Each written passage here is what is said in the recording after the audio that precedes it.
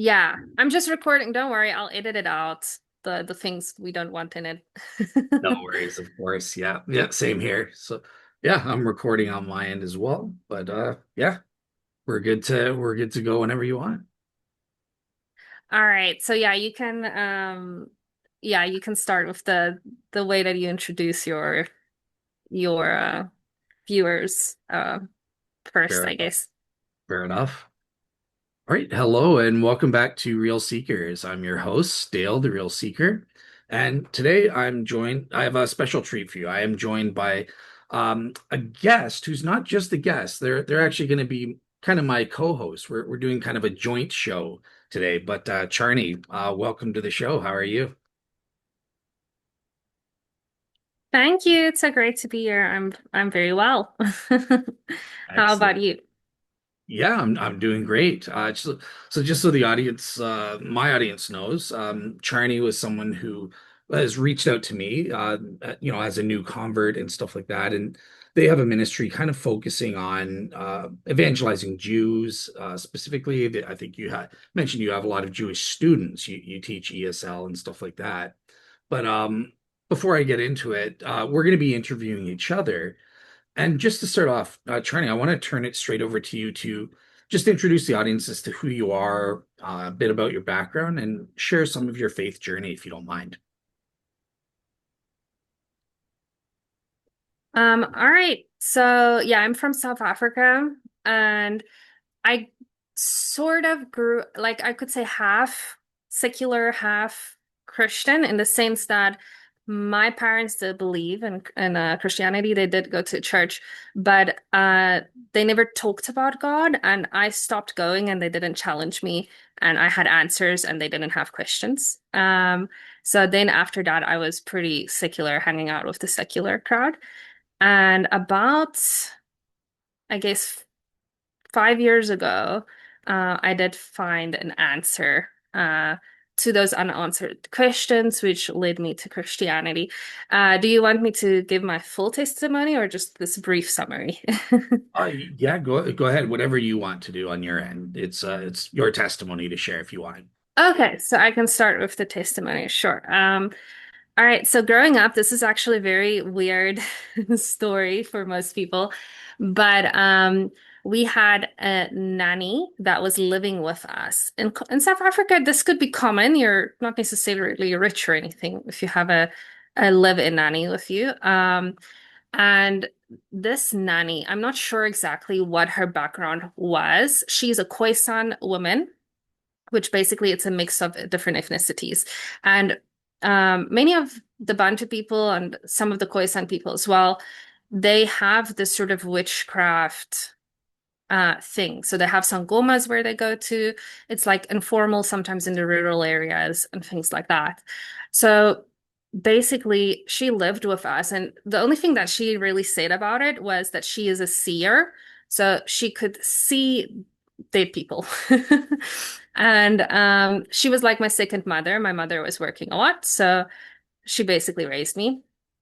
And what was interesting is that I guess maybe because of the close relationship um, of me and my sister with her as a sort of second mother, her, I don't know if you want to say it's a gift or a curse, but it rubbed off on me and my sister.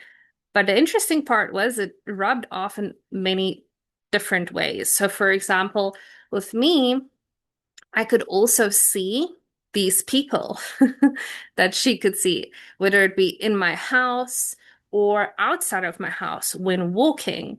And it just looked like normal people, maybe like a blurry sort of face. And sometimes it was vivid faces, and I couldn't really tell apart the reality from that.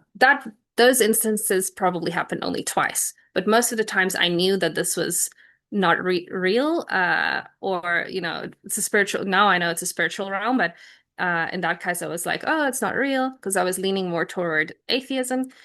And it's just my brain messing with me like chemicals or something like that. And I also wasn't afraid. But my sister, what rubbed off on her was not audio. Also, I couldn't hear them, but rather the t tactile, I think we call it, right? So, Yeah. for example, she would have experiences where she could see physical furniture move within the house, weird stuff like breadcrumbs being thrown at to the curtain or something. And also, she had an experience where something physical was sitting on her bed and she was kicking it off because she thought it was the cat. And then she it off harder, and it was like this loud scream and a bois sound. So I was always very annoyed with my sister that is 4 years older than me because she was really scared. I wasn't scared at all. And she always wanted me to sleep with her. And it was a single bed and she broke my back. But basically, so this is something that for years, I guess almost like 7 years, we grew up with. I would see things and I would tell my mother, for example, and they would just ignore it because they didn't want to talk about it. After many years, they also said, yes, there was something weird going on with this house. And I also think the house might have been like an old age home or something, or, a care home or something like that. Um, but I always, my nanny that might have been into witchcraft, she always told me that no, these are good spirits. This is like, just people that have died and they cannot pass over yet. And so I did believe her because she was my second mother, basically. So on the one hand, I was divided. Like I had this sort of almost going to atheism, and on the other hand, I just believed what she said. Um, and so that's why I was never scared. And I also had this idea that if I ignore it, they won't know that I can see them. And so therefore nothing will happen to me. And of course, I also knew that people would think I'm weird if I share that with them. So I didn't. I just ignored it. But this realization from like they cannot physically do anything to me came crashing down. So it came crashing down when I was about 13 years old. So this is after 7 years of seeing things. Like it would be maybe, um, I would see something and then 1 week later I would see again, or 1 month, and sometimes it was every day. It really depended, fluctuated. Um, and when I was 13 years old, we went on vacation, and my cousin, which is not a blood relative, my step cousin, she came with us. And I was actually very open to her because she was a really easygoing person and she didn't, seem scared or weirded out if I told her about my experiences. So I felt comfortable sharing this with her. And when I shared this with her, she was just like, talking about those types of things. And she also heard of some experiences with with someone in her life. And so I felt very open and comfortable. But what was very interesting is I don't know if this is because I was talking about it for the first time and someone was like reciprocating, but we went to this farm to I don't know, it's like someone from my mother's side, some family friend or something. And the the introduction to the farm was, okay, wow, look at all of those graves. It was like 8 graves. And we were like, oh, there's going to be a lot of dead spirits. Maybe I will see something. It's not guaranteed, some months I don't see anything. And then while we were driving in, eventually it was like this big farm and there was a playground area outside. And this was really amazing for me. I felt so happy and good because for the first time ever, I didn't only see like a human being with a blurry face, but I actually saw orbs, like white orbs. And it was floating around, and I thought, wow, that's so beautiful. And I just thought, wow, they must have been like, I remembered saying this to her, they must have been like a really good spirits because they're so shiny and pretty. So, yeah, and she of course didn't see anything, but she did see that the swing kind of like started to move on its own. So there's something physical that's also moving, which is a kind of acknowledgement that, I'm not crazy, I guess. And then what happened later was we were just walking on the farm, sort of exploring the space, and there was a barnyard. And in this barnyard, like I said, like my audio was shut off. So this is also what's interesting. So my sister, like I said, it was more feeling, and with her, it was actually hearing. So she could hear this sound, and it stopped her in the middle of her steps, and she just told me, like, she didn't say anything. I was like, what is wrong? Because we're just walking, and all of a sudden I see the fear coming on her face, and she's stopping in her tracks, and she said, I just didn't you hear that? Like, she was so surprised that I didn't hear that because it was a big sound in her mind. And I was like, no, I didn't hear anything. What did you hear? And now I'm also scared because I could see the fear and the genuineness, on her face. And so she said it was this growling sound, and it was really deep, and it was really scary. And I was like, oh, okay. And the naturalistic side of me just always like I was very divided because I always leaned towards naturalism. So I was like, oh, okay. So maybe it was also denial because I didn't want to be scared. So I was like, oh, maybe it's just an animal. Maybe it's just an animal. Let's just run to the house, the farmhouse, and because maybe the animal will catch us. Let's just run away. And I think that I always try to explain things naturalistically. Um, and then we sort of ran away to the farmhouse, and we were on the way to there. She was also trying to like um imitate the sound that she heard. And she's, by the way, just for context, she was 11 years old. I was 13 years old at the time. So she was trying to make sounds.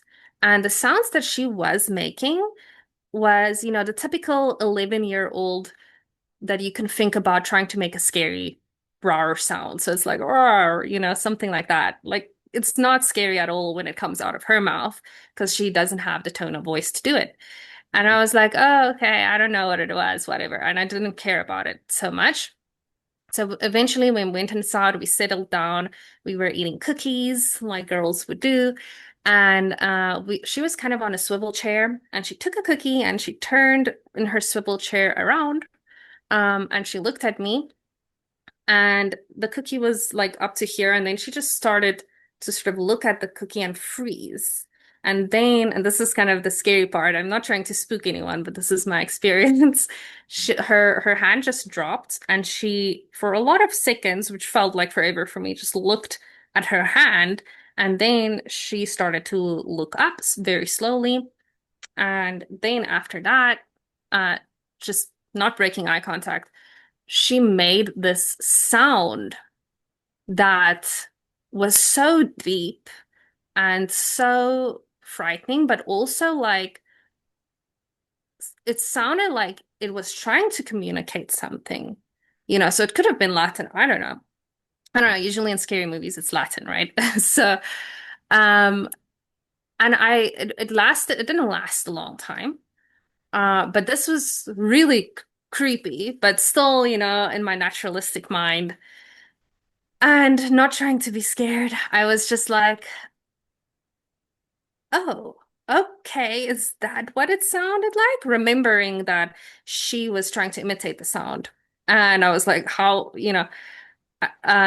that I think back of it, it's so crazy that even in my naturalistic state that I just accepted that an 11-year-old girl can make this sound because I, many years after, asked full-grown men to imitate the sound, and it doesn't come close. And I'm talking about full men with really deep voices.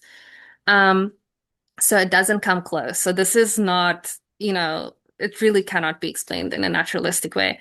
But in that time, I was naturalistic, and she was looking very dazed and confused. And I had to ask her, I think, 3 times, like, was that the sound that, that you were making Just, very nervously? And then just eventually she snapped out of it, and she was like, what are you talking about? just Yeah, out of Dale. sorry, I'm trying not to interrupt, but I do have follow-up. Sure. But just so I know, what's your sister's mindset? So you during this Okay. time you are leaning towards atheism and naturalism. Is she the same way, or is she like a full-on Okay. Yeah, what's her mindset? Right. Just Yeah. So at that time, and she wasn't with us on this occasion, but at that time, she was just scared. And she never really also talked about God at all. Only when like maybe she was older, she sometimes like, before you eat or something, she might pray or sometimes she would say something about God, but she never really said anything about God. Right now, she's still the same. When I do ask her about these experiences, she can remember it, but she really doesn't like to talk about it, and she doesn't want to talk about it. And she also doesn't read the Bible now. Unfortunately, it's something that I'm like praying for, and she has a very difficult relationship because my father was very legalistically Christian, so and she only saw the bad, like legalistic side of it, not the love and the realness of it. So she just kind of does it as a sort of societal custom, like praying before, if there's people at her house, she would pray before meals, but it's not a relationship at all. gotcha. Awesome. Yeah, Okay. Yeah. So I do have a couple other follow-ups, but do you want me to wait till sure. the end? I don't want to interrupt your testimonies. Okay. It maybe to the end because it's a long it is a Absolutely. long one, but do note them down so that you can remember them. Sounds good. Okay. Because I'm trying to kind of go quick through it, because I don't want it to be take up too much time. No worries. So yeah, basically after that, so still in my naturalistic mindset, I was like, you are pranking me, because I know that she knows that, I can see stuff and stuff. I'm like, you're pranking me. And I was angry at her. And she was like, no, no, I'm not. And she was scared. I could see she was scared, but I was angry because I'm naturalistic, right? And I don't want it to be true. I especially like I was kind of accepting the side that maybe there were spirits or something, but I wasn't accepting the side that it could hurt us or physically do anything to us. And so her nose started bleeding. And I was like, okay, I believe you. You're not pranking me. And so the next hour or something we just spent in the bathroom trying to make her, well, maybe not hour. I'm not sure how long it was, but it felt really long. Maybe it was only 5 minutes or 10 minutes, but we were just like taking a lot of toilet paper trying to, stop the bleeding of her nose. And that was like, okay, she's not faking this because how could she fake a nosebleed? I don't know. That's crazy. Um, so yeah, after that, it was a long journey home. I was really scared for the first time because before that, I was never scared of this type of stuff. I just accepted it and I felt like, oh, this is, part of my life. Even though people don't want to talk about it, which was disturbing for me, but it was lonely maybe for me, but that was just a part of it. And when we were driving home, I would, and sometimes, like I said, a month would go by and I wouldn't experience anything. So on this drive home, it was really strange because I just experienced a lot of dead people, like what I thought was dead people at the time on the roads just walking, like with backpacks. And then I realized, no, it's actually not. And it was vivid this time, like it was more vivid. So I got confused. So like I remember the two vivid cases. The one vivid case, there's something unique with that. So I will talk about that later. But the other vivid case was just like a fat lady walking in the street. I was like walking with my mother. I was like, wow, look how fat that lady is, like just there at the park. So it was the street corner and the park. And when my mother looked, she was like, where, what? And when I looked again, she was gone. And I was like, oh, that was not, you know. So that was the only time something like that happened. But at that moment, it was like vivid and like blurry and like all it was just a lot of activity. I just saw a lot of people on that road. And I was like, whoa, this is like too much for me. It's like the spiritual realm is opening up. And so when I went home, even in my sort of naturalism, so I wouldn't like I still at that point sort of believed in God, but I leaned more towards naturalism. Maybe because of evolution in school or something, I don't know. But at that point, I was so desperate. I prayed. I was like, please. I am scared. That was basically my prayer. Please, God, I am scared. I don't want to see these things anymore. Take it away in Jesus' name, amen. Quite simple prayer. And then after that, right now, I'm 28 years old. Never again have I seen anything. Um, and that kind of gave me a little bit of faith in God. And so I would do stupid things as a 14-year-old, like walking around. I was kind of bored, I think, and lonely. I didn't have so much um, friends at that time. I was bullied at school for my ethnicity and stuff. So basically, I was, I guess, a little bit bored, and I was trying to sort of search for more signs, or I wanted to communicate. I had like a yearning to like communicate maybe or with him or and then there I think I was in that stage of my life. I was actually testing him more than actually wanting a relationship with him. And because of that, I don't think he answered. So I had a lot of like stupid little tastes, and then he didn't answer. And then I just eventually came, after 14 to the conclusion, oh, God's not there. And then I started to sort of search for the answers, like, why did I see those things? Like, that's crazy, right? And I just sort of, there was something like a Donny sound syndrome something, and I was like, oh, maybe that's it. I don't know, maybe it's a brain chemical thing. I didn't really search for it deeply. I was just like, yeah, maybe it's a brain chemical thing. Also, I didn't have Wi-Fi, so maybe that's the reason why I didn't search so much. Um, so I was just like, yeah, it's a brain chemical thing, probably. But then as I got older, I wasn't completely atheist. I was agnostic the whole time, just because of my experience, right? Like I had doubt that God didn't exist at all, just because of my experience. And I was just like, talking to people on like people that would talk about aliens or talk about all of these different things would ask me questions, and everyone loved me because they all said, "Oh, you're so open-minded." But actually it's just because I didn't have an opinion. I was just like, "Yeah, maybe," to everything. So I would just say, "Yeah, maybe that's true. I don't know. Maybe that's true." And I just enjoyed my life. Enjoyed meaning I eventually like drank a lot of alcohol. I was partying like, a young person would, and I didn't care about my life so much. I was definitely in a sort of depressive state.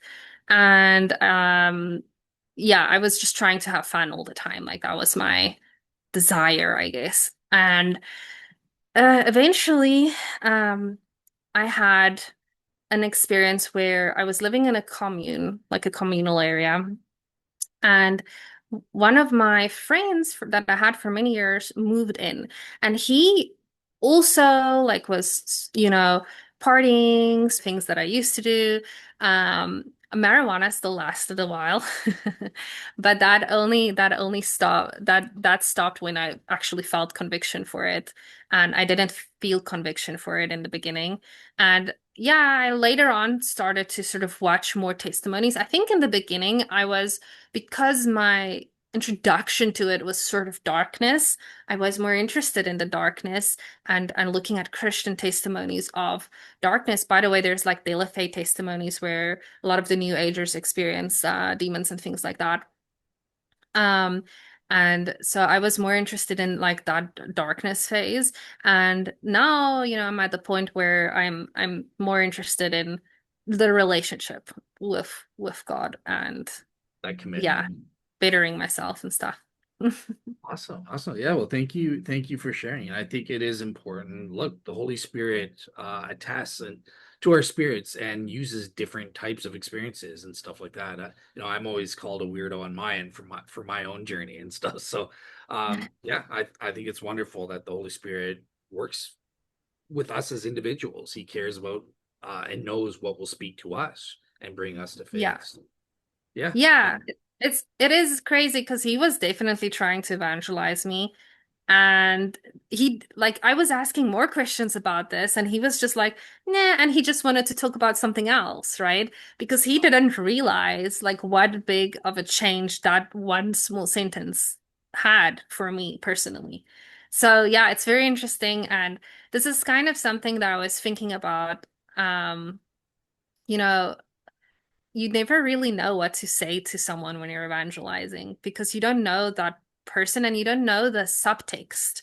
I think a lot of the times, I was trying to evangelize as well, of course, and um, and spreading the message, especially because I have adult ESL teaching with the Jews and the Polish people and stuff. So when it's appropriate and when it comes up, and also had a lot of atheist friends, which I talked to about it.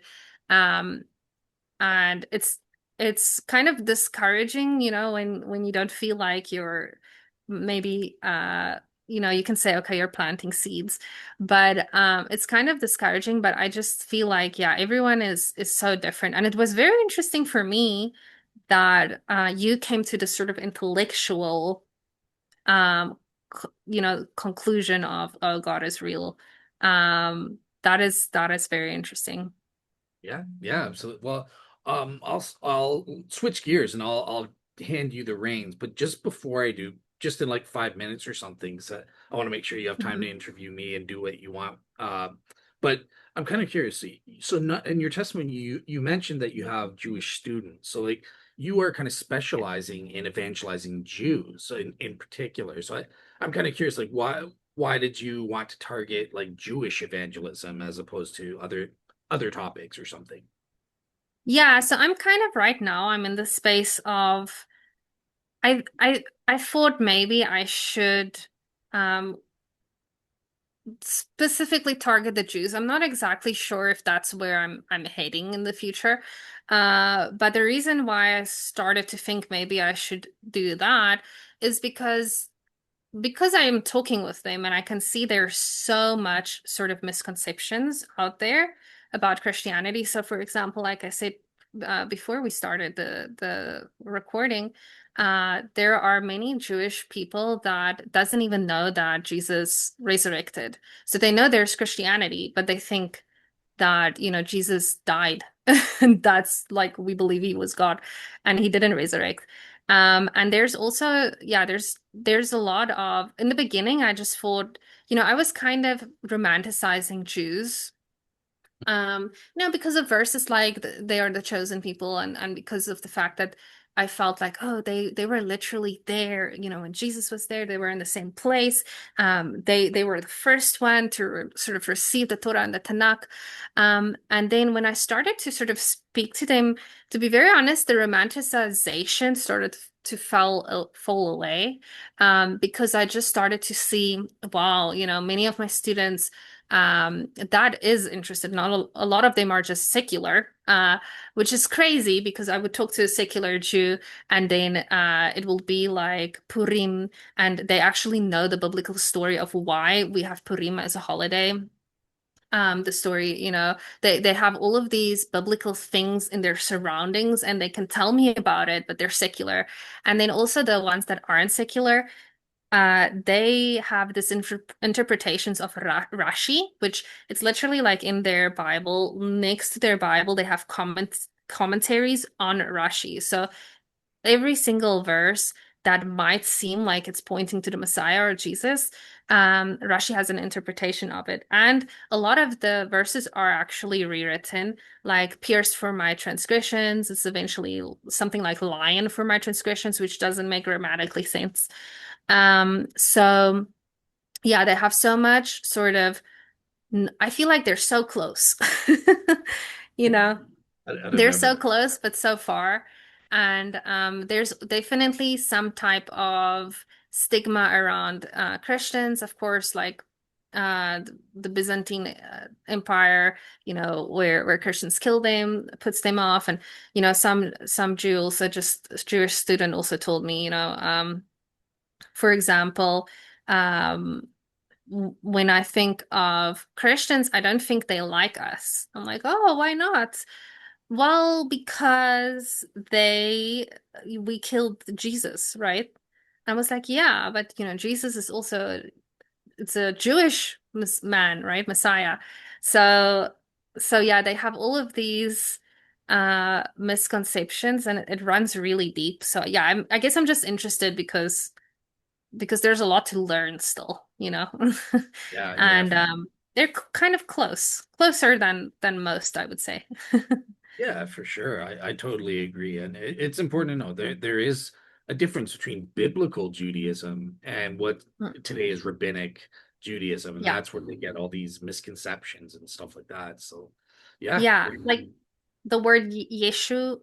So when I talk to my students, they would say like Yeshu for Yeshua, and I didn't think anything of it. And then later, I realized or read somewhere that some of the rabbis in the past, they said we should say Yeshu, not Yeshua, and they gave Yesh. So Yeshua means something like salvation, something like that. But Yeshu, without the ah sound, they decided it doesn't mean anything, but they decided to give it a meaning, and the meaning is may his name be blotted out. So meaning may his real name, Yeshua, be blotted out, Jesus' name. And this is like it shows the sort of like a little bit of hate, I think, Yeah. Yeah. that the rabbis had. Now, if the students know this or doesn't know why they're saying Yeshu, it's another argument. But yeah, there's definitely like with one of my students, she's a Sephardi Jew.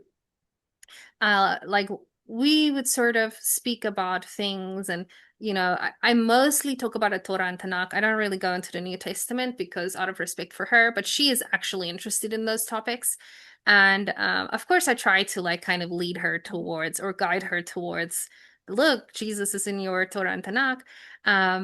But then I remember there was a place where we were talking about like Mary the Virgin and she was like not a lot of times like that she would not hide it. She would just kind of laugh like huh, that's stupid. I'm like okay, but she knows I'm a Christian as well, and so I think they definitely do. Behind closed doors it's even more of that, and they try to be respectful like in front of you, but sometimes like their face maybe gives it away. And we also realized that like she would say to her friend, oh, what are you, a Gentile? If she doesn't follow the rules or something. And she said that the word Gentile, it's not like crazy negative, but it is seen as an insult because Like it means you're derogatory. not following Yeah. what God wants you to follow. And so we had an interesting discussion about that where I told her like about, in John, Jesus does talk to Pharisees and how I kind of have a negative connotation with Pharisees, right? And she was like, "Oh, what? Really? No?" And she was so shocked because she kind of said that she feels like that she's a Pharisee, you know? So it's Totally. crazy. It definitely brings the Bible alive. Absolutely. Awesome. Well, all right, cool. Well, guess what? I will turn the reins over to you at 2 o'clock, Okay. and now you get to play the host and grill me. So Okay. All right. So Dale's testimony, he had a testimony over a year ago. Um, and he was talking about how he came to faith. And so I watched the testimony. It's about an hour long, but it's very, very interesting. And I guess we can just put the link in the sort of description for his testimony. And yeah, I watched it and I have some follow-up questions instead of like reinventing the wheel and going through the whole testimony. I thought maybe I will just ask you some follow-up questions about what was asked after the testimony and like during the testimony. But if you can, I don't know if it's possible, but if you can give like a short sort of summary yeah, of your absolutely. testimony before we dive into the questions. Yeah, absolutely. So I grew up in a strong Christian home from my childhood and that sort of thing. And I never really like in high school, I would hear about the Bible's sexist or what about the slavery and stuff like that. But it never really troubled me until after I graduated university and I was in my first like real full-time job at a place called World Trade Group, and I encountered a Jehovah's Witness, and she shared her faith with me. So I said, "Oh, okay, well, I might as well share my faith with you and try to give you what Mm. I see as the truth. And we started discussing, and other colleagues started overhearing us, and so they were atheists, so they would kind of challenge the Christian faith, and we got into a bunch of different topics, creation and Mm. evolution and stuff like that, and all that. So one thing led to another, and eventually I kind of lost my faith around 2009, 2010. And I went through a short 6 month period as an agnostic. And after that, I know you're going to ask me about it. So I'll just, after that, I realized, look, no, I really do believe in God, and stuff like that. So I became a general theist for 8 years.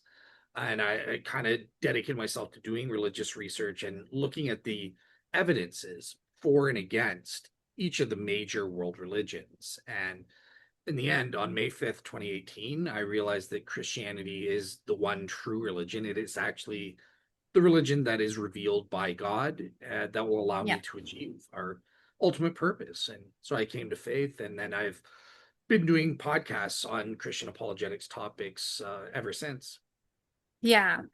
I'm just wondering because while you were speaking, I realized that I had a moment of that, like maybe like 1 hour of, oh, let's try to find the right religion. And then I realized, oh, there's so many religions out there. It's impossible. And I gave up. So what would you say to someone that is so actively seeking, like your podcast name, and that just, you know, that feels overwhelmed with the amount of religions and feel like maybe it's not possible to even find the truth. Yeah, so I would say, look, in terms of being a real seeker and stuff, that it's critical to understand that when you're seeking out other religions and truth, you're only responsible for doing the best that you can, sincerely trying your best. So I didn't study I mean, it would be impossible to study every religion, Yeah. every sect within those religions and stuff like that. But Mm. I chose, okay, the major ones, because that was something that was reasonable for me to do, with working, with life and everything like that. So yeah, it's important to know, look, God will show you the truth as so long as you do the best you can, Mm. and act like a real seeker within reasonable limits. You don't have to Of course. dedicate your life to, okay, 24/7. I'm studying the PhD scholars. I'm reading this text and all this. No, God's more reasonable than that. So yeah, you don't have to study everything that's out there. Just do the best you can to try and find the truth and give each thing a fair shot. Yeah, that makes sense. Yeah. I guess the main religions is something that makes sense. And that's a lot of atheists thing that I hear them say as well. Oh, there's so many thousands. So, how can you be so confident yours is the one or whatever? All right, so let's get into the testimony questions. All right. All right, so you mentioned being raised as a Christian. Did you feel like your parents, your peers, or even the church you went to actually had answers to your questions? Were they following the real Messiah or kind of just their own version of him? They were definitely following the real Messiah. They were definitely true Christians, I would say, and stuff like that. Um, in terms of, did they have answers? They always tried their best to give answers. Yeah. Sometimes I think they had answers that would satisfy me, but there were a Mm. lot of questions where I would say no, and that's obviously why I kind of left in the end. Yeah. Yeah, I mean, I think for Christians, if you don't have answers, just tell them, like, wait a minute, I'll try to find the answer, you know? Exactly. Like, just don't Exactly. tell them, like, I don't know, because it's a little bit too, it's Or like, yeah, oh, okay, so blind. yeah, like what I encountered that really kind of turned me off a bit is, oh, Satan's just attacking you. Just, you have to have blind faith. Don't ask the question. It's almost like the shaming for having the doubt Mm, or asking questions, and that's the wrong way to be. No, acknowledge the doubt, and then, yeah, okay, if you don't know the answer, that's fine. Go back, do research, try your best to yeah. help this person by looking it up. Don't be like, oh, don't ask such stupid questions, kid. Get out of here, right? Yeah. Yeah, exactly. Yeah. I think in maybe so as an South African in the Afrikaans culture, I don't know if it's I have this is just my experience going from different Afrikaans people, but I can see that like when the kids are asking questions or doing things, they don't really make the kids a part of the conversation. They just ignore the kids. So what I was describing about my parents ignoring me as well, I think it's really common here at least. Um so yeah, it's a little bit sad. We need more patience with kids. Yeah, Um, sorry, go ahead. mhm. Yeah, no, that's all. I was just going to agree with you. Yeah, like kids are smarter than we give them credit for. Yeah, And I remember even being impressed. There are some kids, like 8-year-olds, that understand a basic version of the ontological argument. I know yeah, adults that their that brains doesn't. just turn off at that, right? So, yeah, Yeah, they're smart, and I think they're like scientifically, I think our brains are absorbing twice as much as well. And also what happens in childhood, I think it's quite important. And that could lead us away from from from believing or lead us to believing, I think. I've heard some atheists saying the reason why they're atheists is because Santa Claus wasn't real, and so Jesus isn't real. yeah. So yeah, The we have to be ultimate, careful. yeah, the ultimate non sequitur and stuff like that, right? But yeah, Yeah. I Yeah. get. Go ahead. Yeah. Yeah, I guess people lose because of that kind of thing. People, it damages their trust in Yeah. testimony and stuff like Mm. that. And then they just kind of close their minds off. Well, if I was wrong about this, it's almost like there's a fear I find with skeptics to be like, I don't want to be duped again. So therefore I'm just Mm. going to dismiss in advance. And yeah, there's kind of like a fear I find. Yeah, it's kind of like a scar, right? That they don't want to scratch open or something. Yeah, I had this idea that if you already told your child about Santa Claus, I guess the good way to break it to them would be to tell them, okay, remember there's always a little bit of truth in a lie. So this was a lie, but there's a little bit of truth in it, and then show like the origins of Saint Nicholas and the Coca-Cola company that took it over and made the red suit or something. You So there's a know, way to save it. I don't recommend this as a Christian, but I remember I Okay. was thinking, like how would I justify it and stuff. And I'd just be like, well, Santa Claus does exist in a different Yeah. logically possible world. So I'm appealing to Yeah. modal logic, which is Mm. absurd, but there's there if there's a will, there's a way sometimes. But yeah. Yeah. Yeah. All right, so the next one, your testimony as a real seeker of truth is beautiful because it highlights how that verse "seek and you will find" really plays out in real life. But your search was more about which God is true rather than whether God exists at all. So my question is, what made you believe God existed in the first place, and why didn't your atheistic or agnostic phase last? Yeah, so once I kind of lost my faith, I guess, I did go through a 6-month period as an agnostic. And to be honest, I realized after the 6 months that it was kind of more emotional doubts.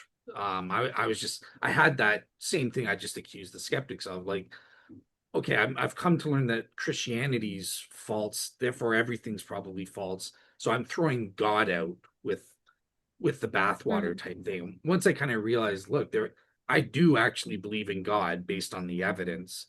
I'm just lying to myself. Then I'm like, okay, yeah, I am a general theist. So it was that mm. realization that I was kind of deluding myself to avoid, feeling like I was duped because I lost my faith in Christianity.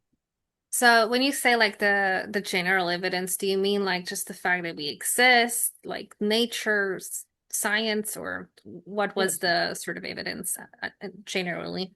Yeah, so at that time, I would have appealed to the cosmological argument, and Okay. also I thought a basic version of the ontological argument, as Hmm. I understood it then. I didn't understand it properly, but like I understood enough of the basics. So those were kind of, and also the moral argument, that Okay. there were these moral good and evil Yeah. that existed. And yeah, that's Yeah. People know if they're doing something wrong. Like the fact that they're doing it, it doesn't mean that they don't know. They know, what's wrong and what's right ultimately. yes. Um, Maybe the smaller things, it's a bit fuzzy. All right. So I was also wondering, was there ever a time either before you believe in God or while you were still searching for the true God where you had any kind of personal or even supernatural experience that swayed you into believing that Jesus is the Messiah or that God existed at all? So in terms of supernatural experiences, no. So that it's totally foreign to me, like Hmm. your experience and stuff like that. But Yeah. I know that there is a spiritual warfare. It's just my kind of lack of experience of it. So I never had experienced a miracle or demons or anything like that Hmm. that I can identify.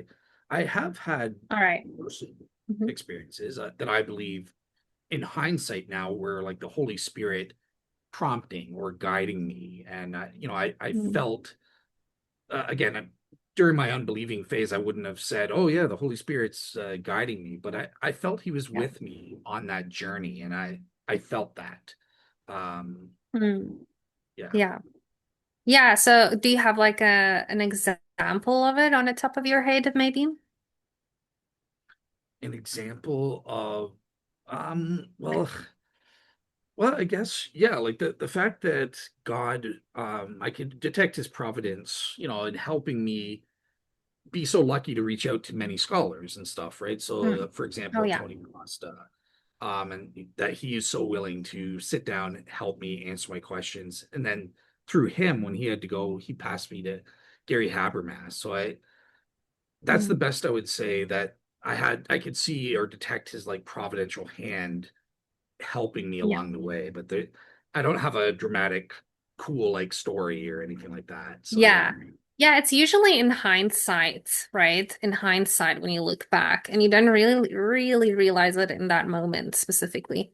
yeah, Um, yeah, I could also say in hindsight, through my agnostic period, I was really doing a lot of crazy stuff. And I remembered one time counting the amount of times that I almost died. And I was like, oh wow, that's about 10 times. So yeah, even the fact of being protected in weird situations, uh in that moment doesn't feel like anything, but in hindsight, yeah, makes exactly. sense. Yep. Mhm. All right, so now transitioning into the more intellectual reasoning side of your testimony, where there's a lot of it. On your testimony on the Reason and Theology podcast, you said an atheist debated with you when you were a young Christian. What exactly did they say that really shook your faith and made you give up Christianity? And what were some of the challenges they raised that at that time you just didn't have answers for? Oh, okay. So yeah, I think you're talking about when I was at like World Trade Group and I was encountering, that's what you're referring to, right? Yeah. So yeah, so the first thing they started with, because I was a young Earth creationist, even a King James version onlyist and stuff like that. And so the creation versus evolution issue and the age of the Earth was something we spent weeks kind of debating. And I would go and do my research and come back and with counters and stuff like that. But that was something that caused me to doubt because I didn't know anything about the science or of and stuff like that. So yeah, it was a steep learning curve on that front. Um, Mhm. the other thing, I guess the King James version only controversy was something they didn't bring up, but Mm, that came up around the same time. And that really caused me a lot of problems because I thought, look, if God inspired his word, he has to preserve it perfectly at mm, all times. There can't be scribal errors and stuff like that. So that was another major yeah. issue. And then the other thing where it was Jewish Rabbi Tovia Singer's work and Jewish objections to Christianity and stuff like that. So those were the three biggest things that led to my losing faith. Okay. Yeah, so yeah, with the KGV version, um yeah, did you kind of see, oh, we do have more older, more original sort of sources and we can reference those, or were you just thinking, oh, because this version is false, therefore everything is false type of reasoning? Yeah, kind of the basic. I was expecting a photocopier type of preservation. Like if God's Okay. behind it, he needs to preserve it perfect. There can't be a scribal error and stuff like that, Okay. right? So Like in any uh of the versions. in any of the yeah, or at the very least, at least in one version that's Okay. represents back to the original. So it was Gary Habermas who really. Oh, another thing that I forgot to mention, errors in prophecies. So, Tyre, Okay. I thought there were certain errors on these things, and I went over them like crazy with Tony Costa and eventually Gary Habermas. But it was actually Gary Habermas who helped solve this for me because he made me realize, look, let's pretend they are errors just for the sake of the argument. What's the significance with respect to falsifying Christianity? And he Mhm. made me understand that there's a difference between essential doctrines and secondary doctrines and then tertiary things and stuff like Mhm. that with his circle chart. So once I Mhm. started assigning significances, I'm like, okay, yeah, maybe there is an error in the King James version, but that doesn't mean it's game over for Christianity. Oh yeah, that makes sense. And about the young earth creationism, did you at that time have anyone to talk about that also believed in young earth creationism that you can kind of go back and forth with? What is your stance on that now? Do you mean like sort of as an expert to talk to, or just anyone in general? Yeah, yeah, so like some type of, you had so many experts, right? So or yeah, who did you talk to about it at least? Okay, so no one on this issue. I did have one of the scientists from Creation Ministries International who I talked to, but that was just one day.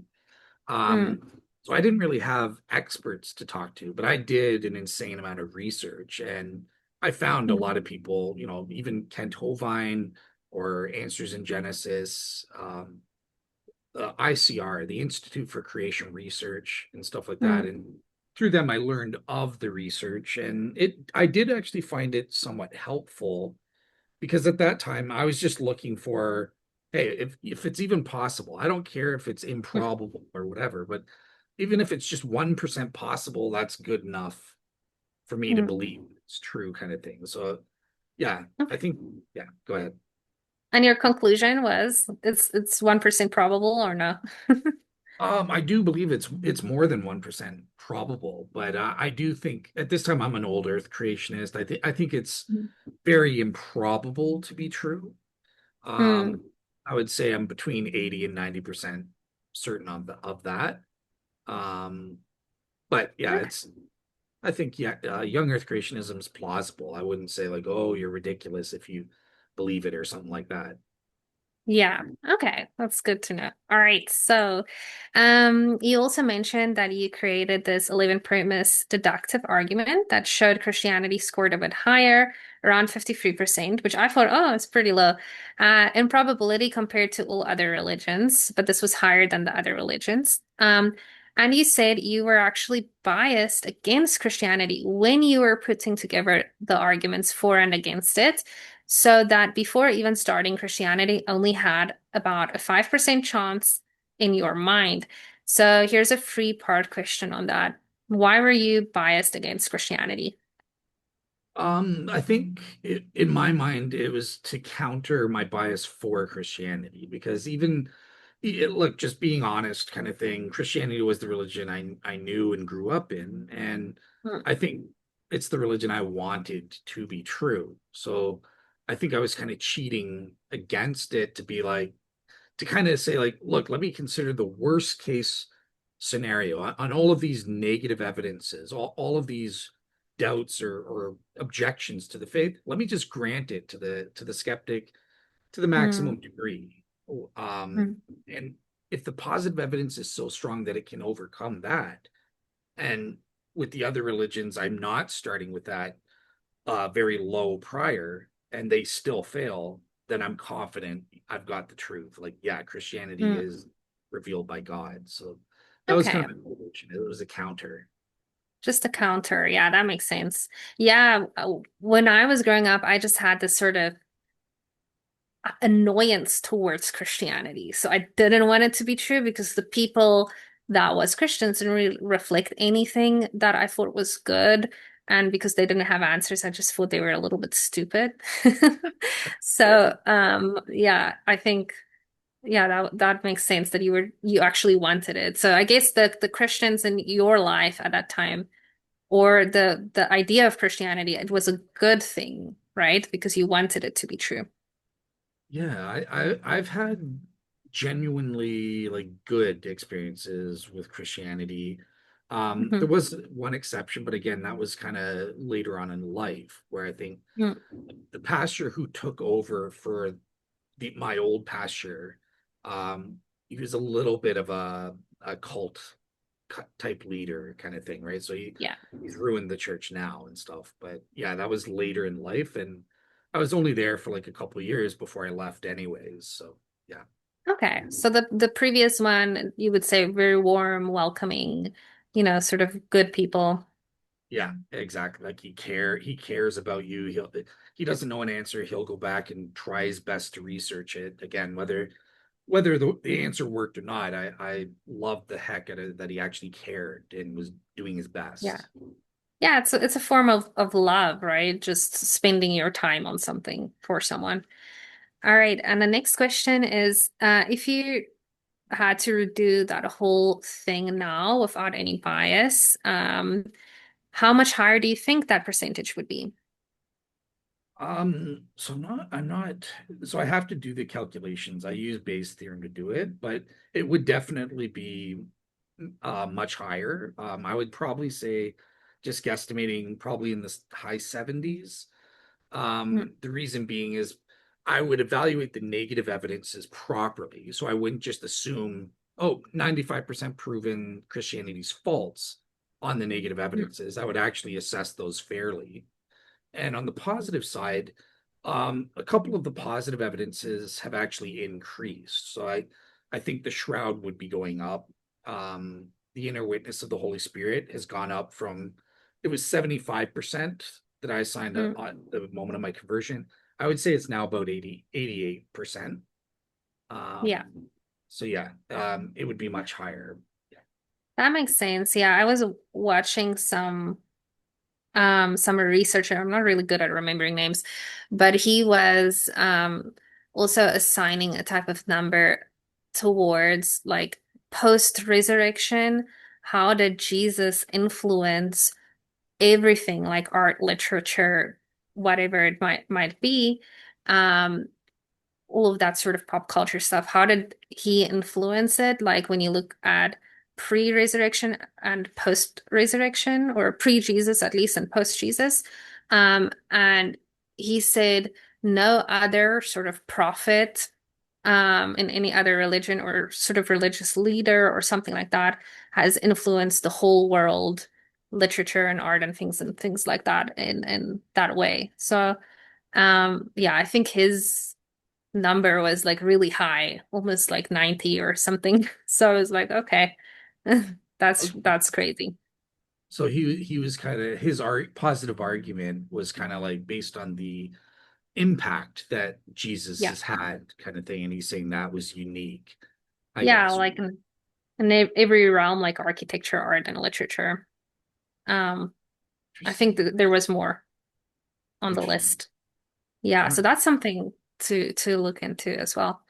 All right. So do you think other skeptics are also unfairly biased against Christianity compared to other religions? I know I was. And why would you say they are biased against it? Compared to other, so definitely I've met that, right? And I think it's readily detectable how like they have entire podcasts devoted to insulting Christianity and attacking Christianity, right? But Mm, oh, are there many podcasts of atheists attacking Islam or Judaism or Hinduism or Buddhism or any other religion, you don't really see that too much from atheists and skeptics. So there seems to be a preoccupation with going after Christianity, and that seems weird to me, even to the point where they adopt. I just had Yeah. two atheists on my blog Mm. quoting Rabbi Tobias Singer, and just believing the rabbinic Jewish talking points without any critical thinking and using that to attack Christianity. So Mm. yeah, that I've kind of noticed there's definitely more of a bias and a double standard against Christianity. Yeah. I can also speak to that when I was in my sort of agnostic phase.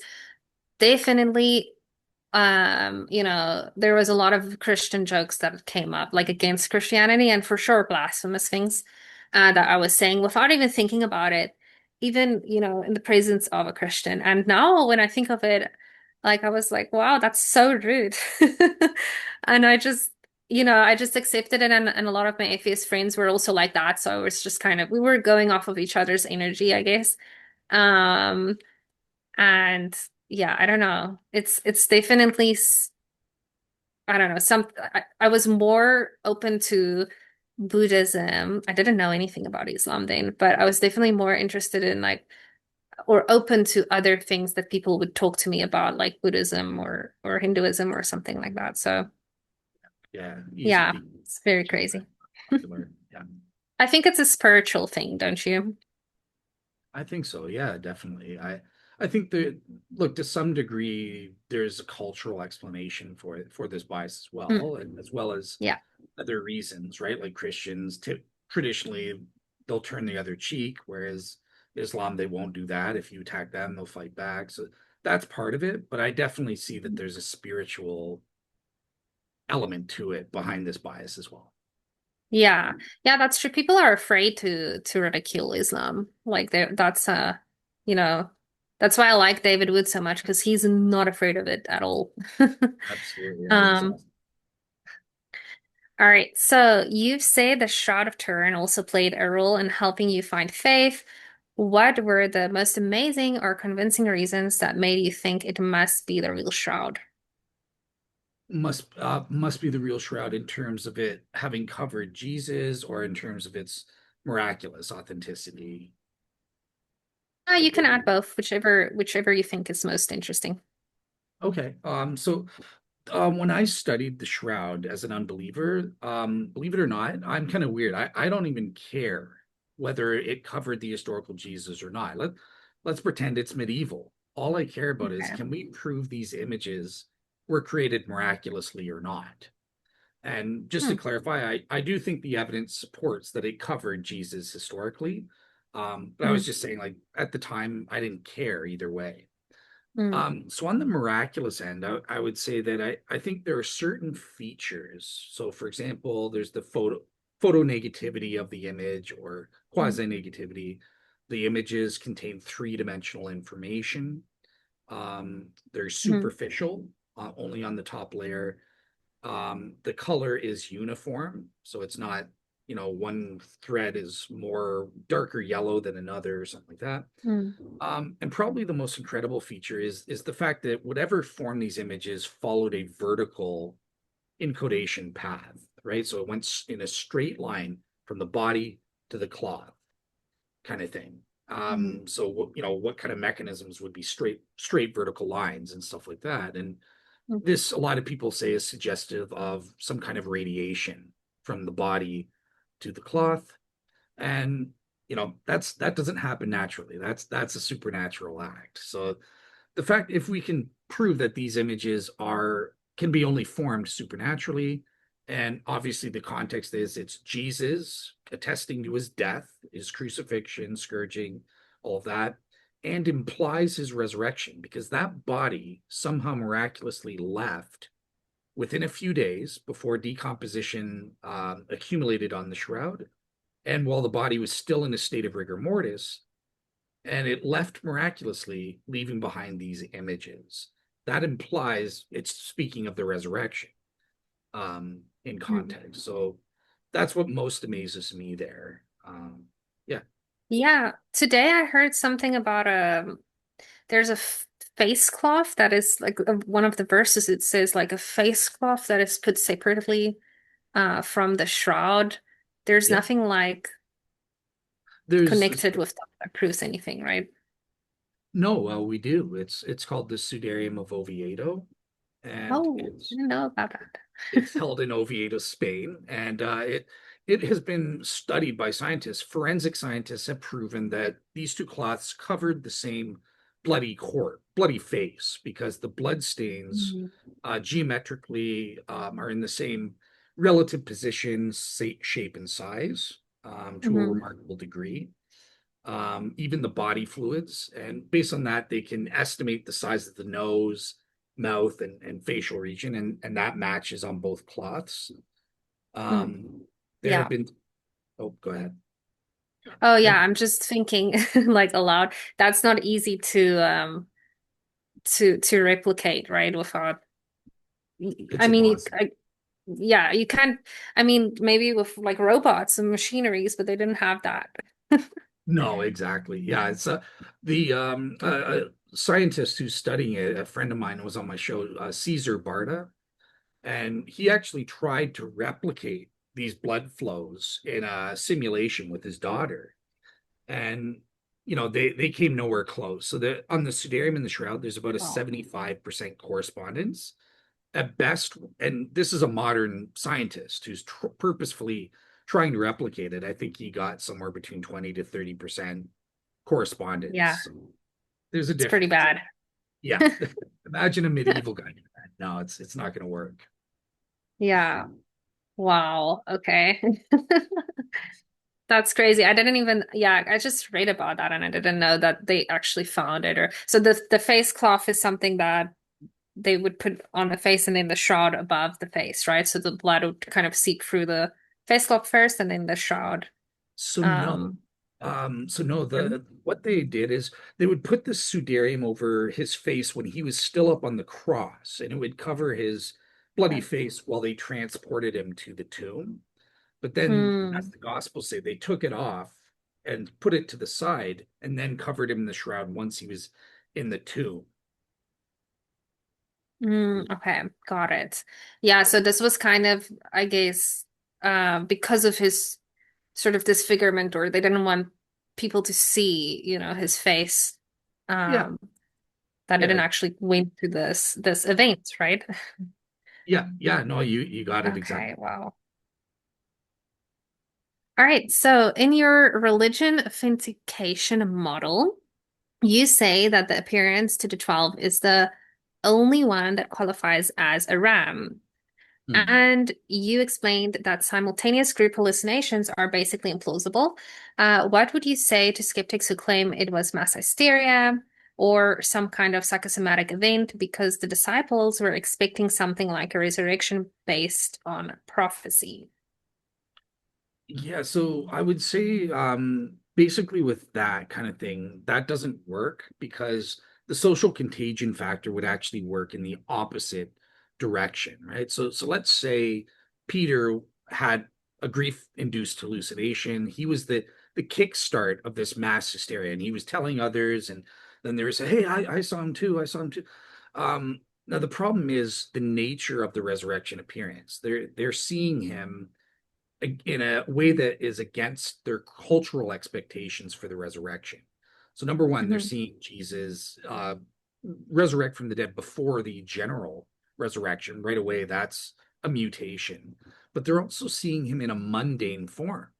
The Jewish expectation of the resurrection body would be it's glorious, it's glowing, it's got white robes, he's up in heaven surrounded by angels or something like that, coming in the clouds of heaven. It was a glorious resurrection body, but that's not what's reported for the resurrection appearance. So that Mhm. right away, hallucinations don't work because typically we hallucinate consistent with our prior expectations. Now, Mm, rarely you might get one person who sees something that doesn't quite match. So let's say Peter had that, but then how is he going to convince the others that this countercultural hallucination is true? The social contagion factor would be the reverse. They would convince Peter, hey, you're nuts. The resurrection, he's going to be glorious. He's not just going to show up mundane with wounds in his side still and stuff like that. And that's what the research shows is the hallucinator will back down and realize, yeah, you're right. I must have missaw that. Yeah, he's glorious. He's up, he ascended to heaven. He's up there or something like that. So Peter's not going to convince the group. The group will convince him that he was wrong. Mm. Does that make sense? Okay, that makes sense. Yeah. Yeah, I think that's yeah, that's also where I think a lot of Christians that does experience anything supernatural, because there's a lot of like myself, right?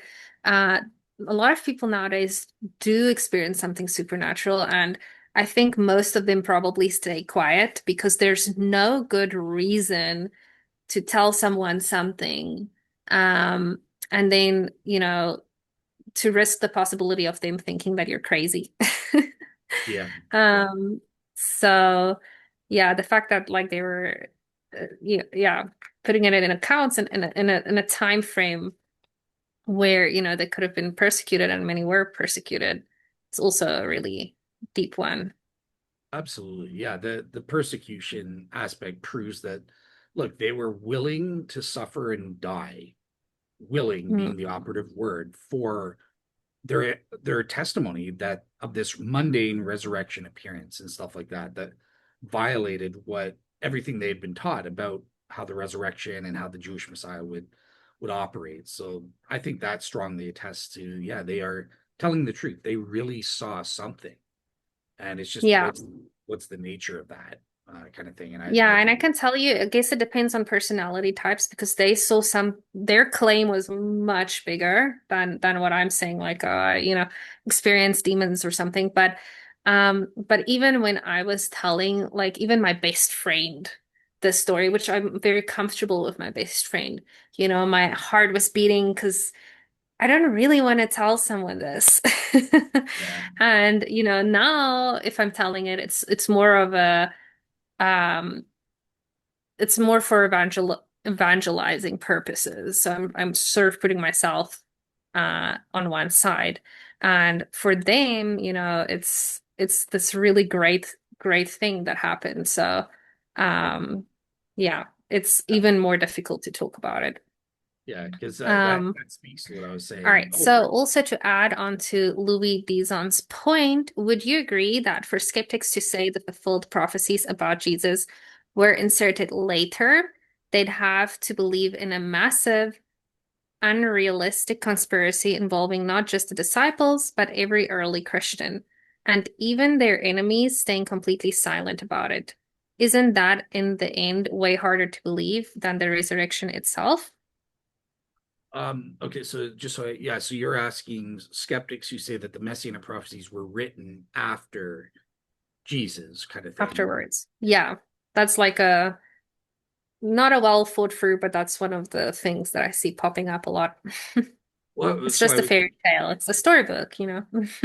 yeah, well, I would just say, so number one, we have archaeological proof that the prophecies predate Jesus by at least 2 centuries. They're called the Dead Sea Scrolls. So Yeah. that's just not an option. Isaiah was not written post Jesus. I'm sorry to say, we have proof, including in its form that we have it today. So it's not like, oh, the text was manipulated over time and stuff like that. Furthermore, in terms of the stories of Jesus, was the fulfillment made up? I don't think that works either, because most biblical scholars and historians who Mhm. studied this recognize the Testament literature are historical in nature and they're reliable.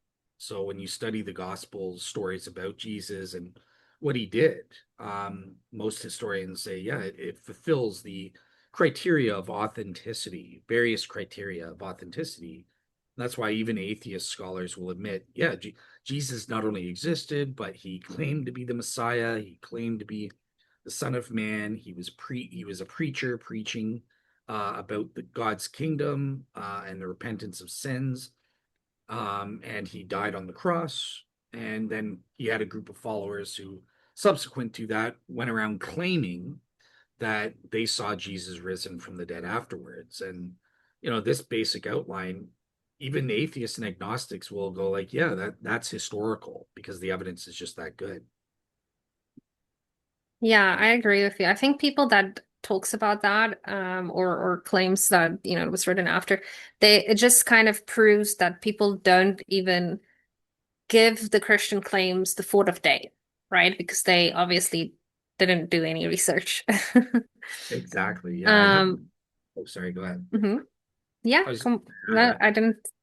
Mhm. No problem. I had an atheist. He's a philosopher, brilliant philosopher, like one of this way smarter than me, a much smarter and wiser person is, and named Paul Mhm. Volley. And I remember when he listened to my show with Gary Habermas on the New Testament oral traditions, like the creeds and the hymns. He was shocked. He's like, I've never heard of anything like that. I just thought there was the Gospels written decades later, but now you're telling me we can prove that there's oral tradition, detectable oral traditions, which go back to within 6 months of the death and resurrection. So he was amazed by that. They never heard of it before.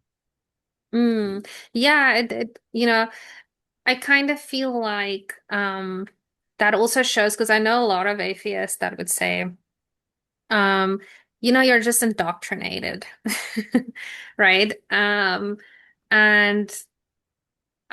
I haven't felt that at least in my country, in South Africa, because in schools, they do have a Monday prayer where they pray. But if you're like an atheist or like myself, I would just go and sit in a classroom. There, it wasn't forced, and it was just like a quick prayer, and then they talk about other things. They didn't explain anything, or and then of course evolution is also taught in the schools, and a lot of people sort of leave faith because of that. So the whole indoctrinated idea, I think, yeah, you could maybe be influenced by your environment, but for sure, it's still like your choice, no one is really forcing that upon you that much. Yeah. So, like you said, Christians are pretty easy. So if you say that I'm not a Christian, they'll be like, oh, okay, turn the other cheek. Yeah, that's true and stuff like that, for the most part. But I think, look, what's good for the goose is good for the gander. I detect the evident bias on the part of atheists and skeptics much more readily so than among Christians and stuff like that. That's just in my experience with all, and I should Mm, preface in my experience with online atheists, maybe not atheist scholars, I think are a little more critical in their thoughts, yeah, maybe. Um, um, I noticed that. But the thing that I wanted to mention, look, pretend I am biased and totally biased. Who cares? The point is Christians are presenting you with their reasons, and that's yeah, objective. You can evaluate that for yourself. Are their reasons good enough or not? Whether I'm biased or not, you can yeah. assess my reason. So just look at that, is what I would say. Yeah, and if something is truth, then wouldn't you want to be indoctrinated with the truth? I So, would hope so. That's kind of what the school premise of schools is, right? To teach your kids yeah, the truth. So yeah. the truth, yeah. All right. So now one of the issues you previously had was with the idea of a global flood in Genesis. You later concluded it was part of a mythos reading. How did you come to that conclusion? And is that your definite stance now? Or would you be open to debating that with scholars who argue for a literal flood and brings up things like 300 plus accounts across different regions, sort of fish fossils found on mountaintops, etc as supporting evidence. So yeah, I still hold that the early chapters of Genesis, chapters 1 through 11, are what's called the mytho-history genre. I think that's more probable. The next option would be the literal historical genre for them. And Mhm. that's what I used to hold, kind of thing. But in terms of the mytho history genre, the reason why I did that, basically, I had two reasons for that convinced me to go with that as the genre. So number one is with respect to cherubims in the temple, the whole in within the holy of holies, and Mhm. you're not supposed to have any creatures in heaven or earth represented and stuff like that within this worship context and stuff. So I think the best understanding is that okay, the cherubims represented there aren't real creatures. They're that's the myth part of the history aspect. Mhm. And there is a second reason that I'm just not remembering. But yeah, there are two reasons that convinced me that there is a mythical aspects, but it's mytho history. So it's not the same as atheists and skeptics say, oh, it's just all made up legends. No, the figures told in them are historical, and even the events, by and large, there's historical truth to them and stuff like that. Oh, I remembered the second one was the snake. So I think the author of Genesis, clearly the snake, as a Christian, I would say the snake is Satan and stuff like that. I think that's clear. Mm. But the author of Genesis does seem to be talking about the snake not as Satan, but as a literal snake kind of thing. So that's the other aspect where I'm like, it's probably using this mythical language of the snake to represent what Satan did in real life with Adam and Eve. Okay, so Um, sort of symbolism. So it's not, it's like yes, Satan yeah, in its in Satan's form. Yeah. exactly. Okay, got it. Yeah, like so for me, with these sort of supernatural events, I do sometimes talk to people and I share the things, the supernatural things that happens to me, and then only like they're shocked and then they will open up to me about their crazy supernatural events. And these are like pe like normal people like doctors and waiters and like people from all walks of life. And I can say that, the weirdest stuff, like I just saw people, but like the weirdest stuff people sometimes see and even communicate with. Like I think one of my aunts said, um, like Donald Duck, like one of the ducks, the cartoon ducks. Yep, yep. So there's like all of these crazy, crazy things. And that's where I just pointed back to, okay, the masquerading thing. But I do also remember there was someone, I think this is also more of a young creationist one, from Answers in Genesis, the one that you cited, where they explained, oh, but parrots could talk. Maybe the snakes had the ability to talk back then in Eden. So I remember there's a different view of that as well, more Snake. physical one. Hmm. Yeah. So from my understanding, well, but if it is literal, then I would have went, okay, Satan possessed the snake, but s Hmm. snakes in and of themselves, I'm sorry, they can't talk. They don't Talk. Yeah. possess sentience. They're not persons. Animals are not persons like human beings are. So if Answers in Genesis is saying no, actual snakes could talk, that's no, that's ridiculous to me. That contradicts the Bible. Only Yeah, they were going with the sort of possibility that, because parrots has the ability, it's not completely implausible to believe that once upon a time the snake could have had a plausibility of talking. But I think their view is also that it was like a type of possession thing. There's also the donkey that talks Yeah, in the possession is plausible. Like yeah, like yeah. that's a supernatural act with the donkey and stuff, right? But yeah, like Yeah. donkeys on their own don't talk, kind of thing. Yeah, no. Yeah, I agree. I think we all can agree on that, right? Yeah, so I think their position thing is the first one, and then like they just offer that as a possible. Yeah, Um, the possession under interpretation seems perfectly plausible to me. I just yeah. think the most probable, but yeah, that makes sense. Yeah, and then it's also difficult to like when people are seeing things, it's not like okay, for my sister it was physical, but when I was seeing them, I kind of imagined them as not being able to touch them. I never tried. Maybe I should have, but not being able to necessarily touch them. But then you get different accounts where physical things did happen with these sort of weird creatures in New Age and things like that. Um, all right, so now I'm going to read you an excerpt from the Quran and ask you something about it. So it's Surah 4157 of the Quran, and it says, And for their saying, indeed, we have killed the Messiah, Jesus, the son of Mary, the messenger of Allah, and they did not kill him, nor did they crucify him, but another was made to resemble him. So this verse denies that the Jews killed or crucified Jesus. It claims someone else was made to look like him and was crucified instead. So that's the standard Islamic view, usually that it was Judas or someone else substituted at the last moment.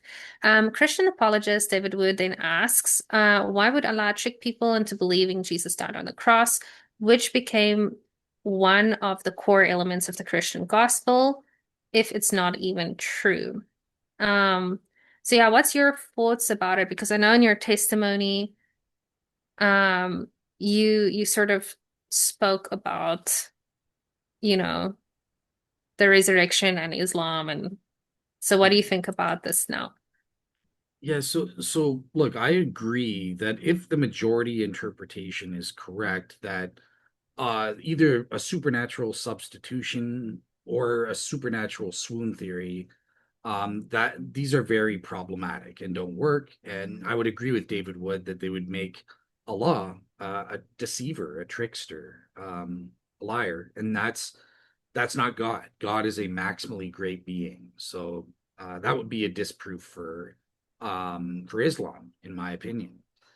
Hmm. The only question I have is, okay, the what is the proper interpretation of that of Surah 4, Ayah 157?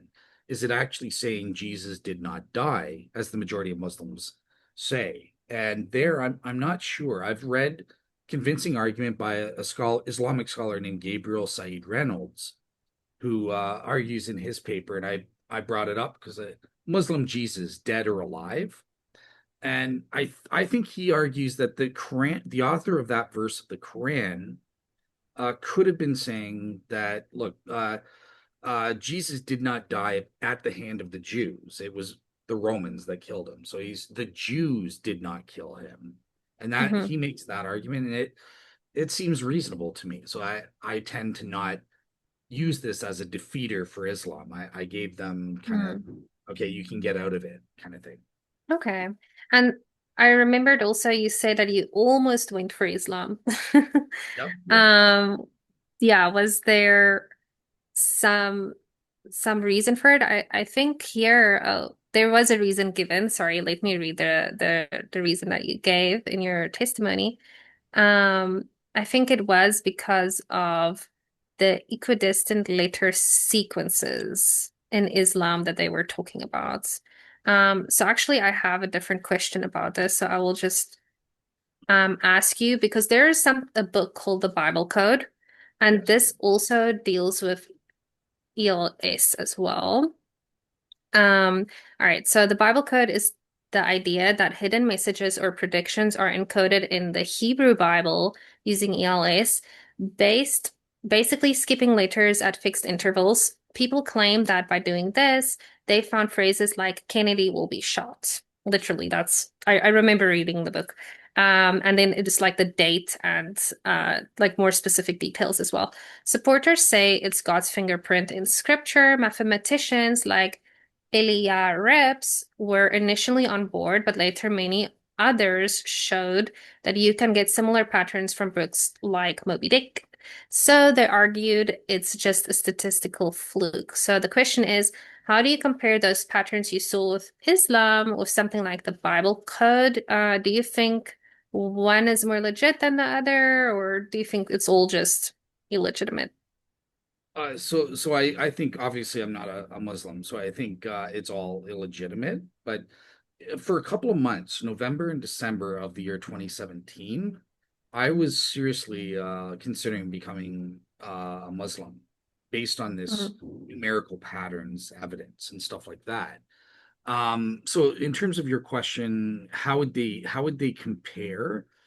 Um, so I think that Islam apologists have done that more work than Christians on the Bible codes in terms of the presentation of the numerical pattern. So I think the case for Islam is better than the Christian case from Bible codes.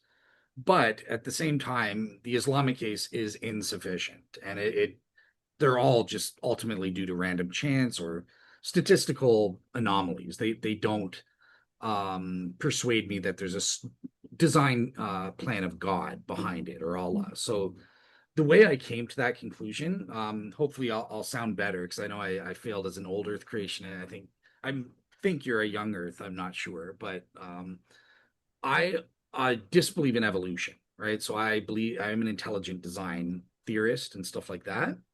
Um, and I like Bill Dembski's specified complexity criterion for detecting design.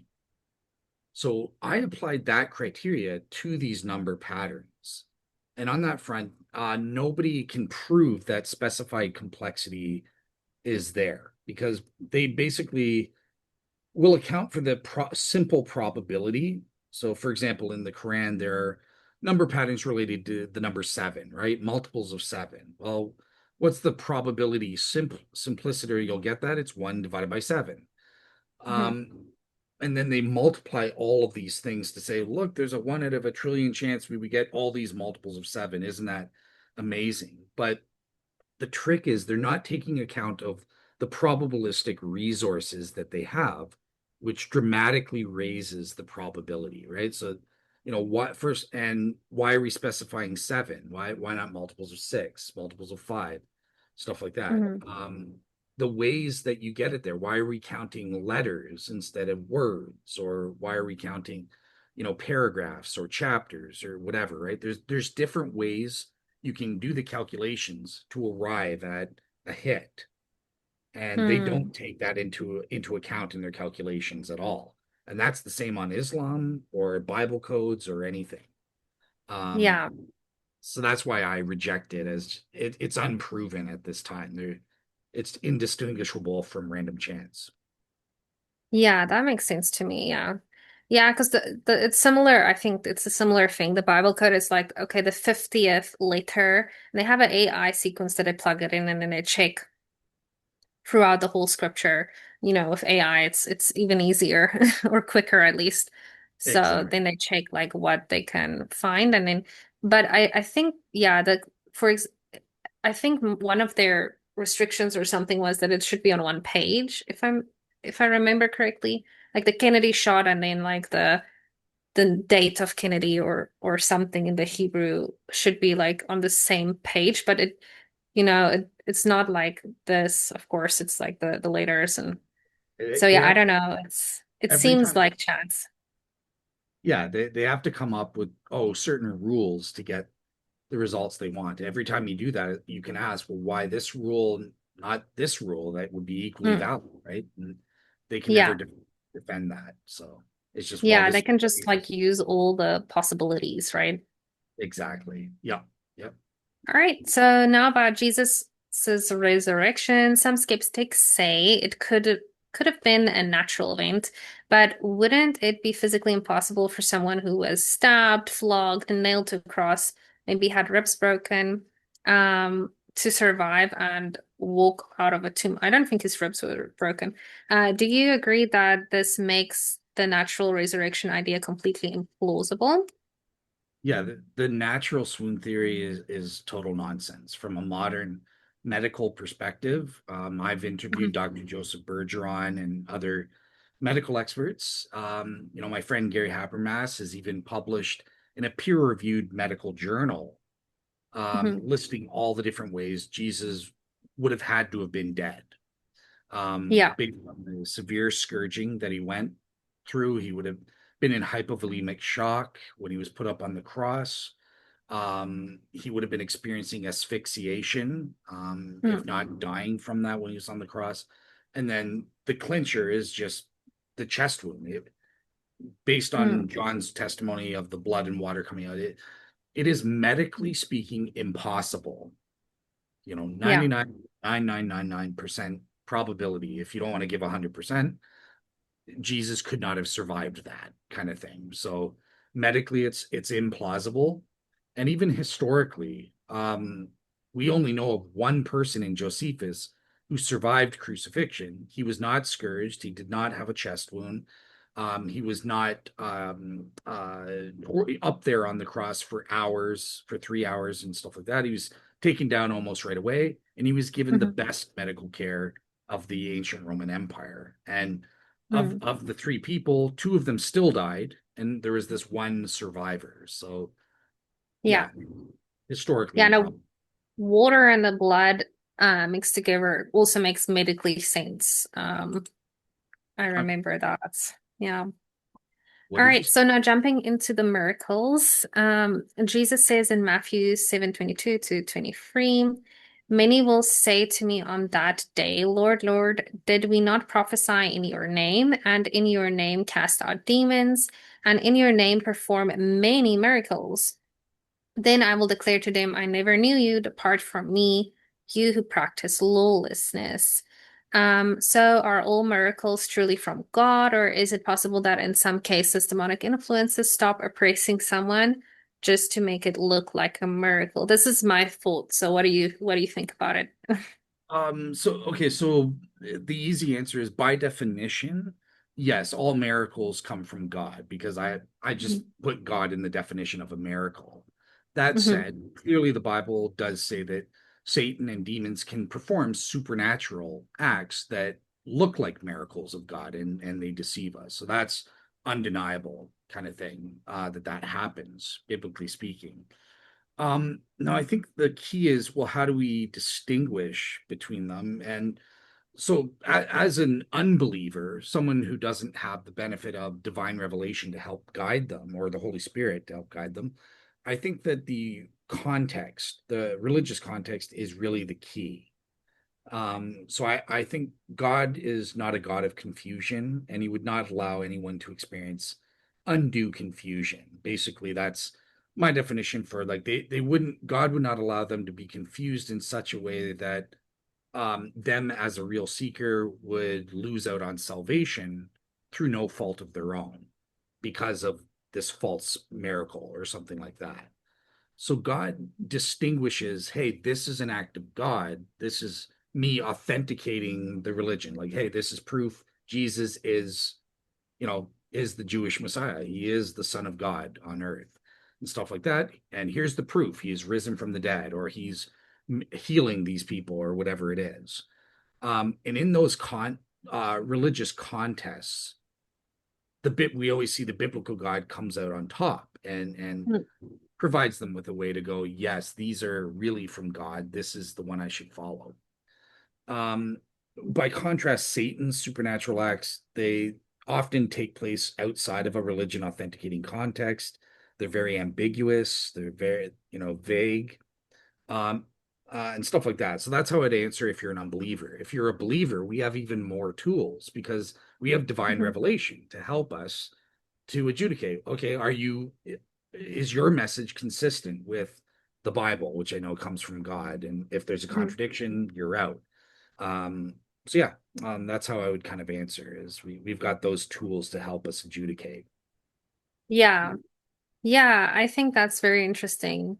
Um, yeah, so with miracles, yeah, I think it is interesting to kind of look into that more because I think many, maybe even all religions, no, not all, but many do kind of talk about these miraculous accounts and things that happened um and of course then we also have the placebo effect, Yeah. which kind of makes things more difficult, and those types of things. And it's also a question of, how well, of course, we from outsiders cannot really know if that person is a real seeker, because that's only something God could know Right. within their heart. They might look like a real seeker, but we can't really, there's no really real, measurement to say 100% yes or no.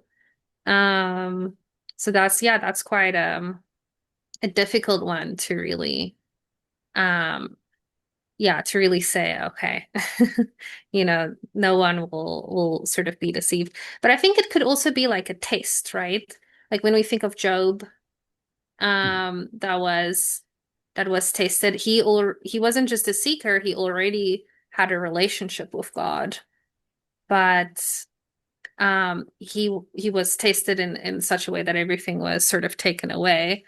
Um, so I do think God sort of allows bad things, whether it be untrue miracles or just bad things in general, like your family dying or something, as a sort of taste, and sometimes as not as a taste, because Job it's a very specific one, right? It didn't have anything to do with him because he was a righteous sort of person. Um, so it's very deep. Maybe Yeah. not completely comprehensible. Yeah, there definitely God tests us. And again, I don't like the word test and stuff, but I think it Mhm. is biblical to say, but it when God does Yeah. this, it's always for an edifying purpose, right? So God's Mm, goal isn't just, oh, do you have the right beliefs, or do you have uh even justification isn't the end of the mm. world.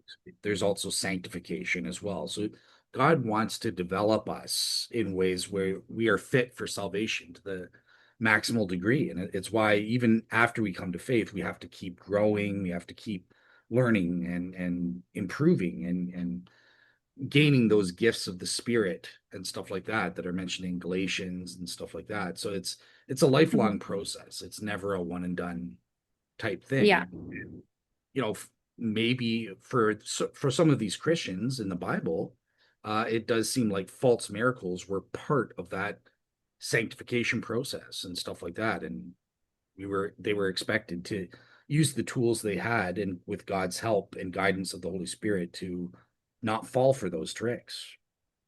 Yeah. Yeah, definitely. Yeah. And it's like with the false prophets, and that's in Revelation, right? That will come, and like all of those things. I think there is, if you have the Holy Spirit um and you're testing your faith, that's why I like going back to scripture, just tasting it with scripture. I think the biblical word is not test, but like reprove or something.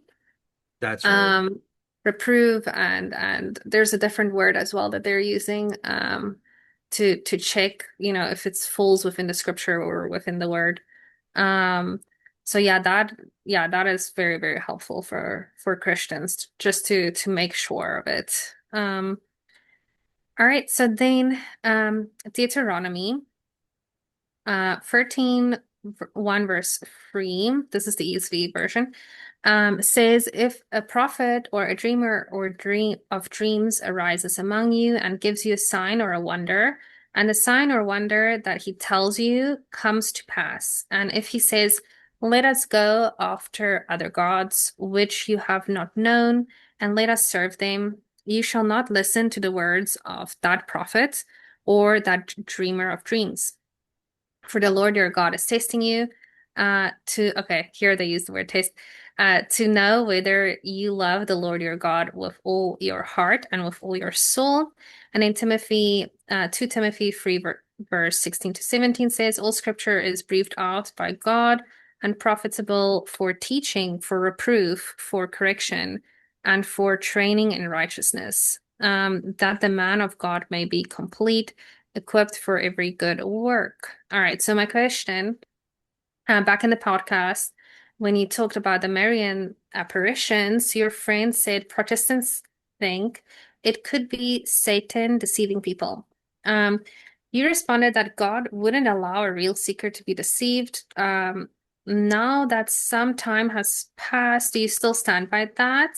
And how would you interpret those verses in light of the Marian apparition, or like how would you link what you feel with sort of those types of verses?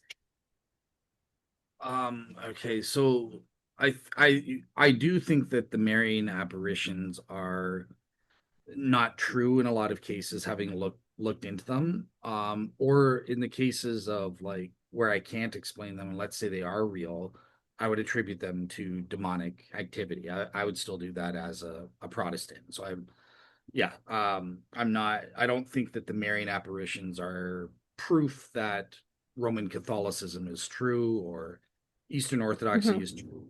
In any case, even if we grant the Marian apparitions, they don't adjudicate which sect of Christianity. At best, they just say, well, sola scriptura Protestantism is false, and that's not the way God's religion authenticating miracles work. They authenticate positively His message. So that's Mhm. how I'd respond there. Sorry, what was the verses you wanted me to respond to again? I know. Okay. Sorry, my Yeah, memory. it was just generally about if a prophet or a dreamer of dreams arises among you and gives you a sign or a wonder, basically don't Oh, fall for yeah. that. Yeah, well, that's basically what I said, right? Okay, Marian apparitions. Let's say someone's appearing, you think it is Mary. That's where I would say, well, that's why you go back to Scripture to test it, right? We as believers have this tool of divine revelation, but which we can judge. Okay, is this apparition that appeared to me seems to want to make me a Roman Catholic? Okay, is Hmm. Catholicism consistent with what I read in Scripture or not? Yeah. So that's how we would judge that. Yeah, it's very, I'm not a Catholic, but I can say that, there's so many wonderful Catholics, and I don't think Uh, like I do think that a lot of them, I don't agree with everything, but I do think that a lot of them do have a relationship, right, with God. And yeah, and they're, great people and stuff. But I did find some examples of Marian apparitions. So I can read it and you can just sort of give your thoughts. I only saw it today.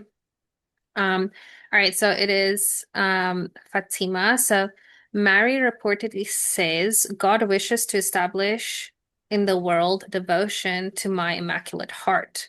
And then, but in the Bible, God desires devotion to him alone, like in Exodus and Matthew 22:47.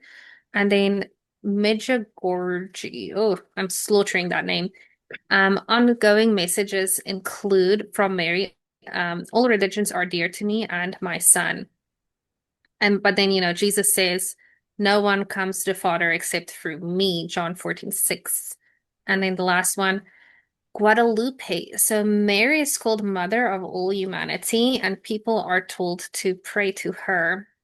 Um, but then, in 1 Timothy 2:5, it says that there is one mediator between God and man, Christ Jesus. So there's definitely some contradictions in those Mary apparitions.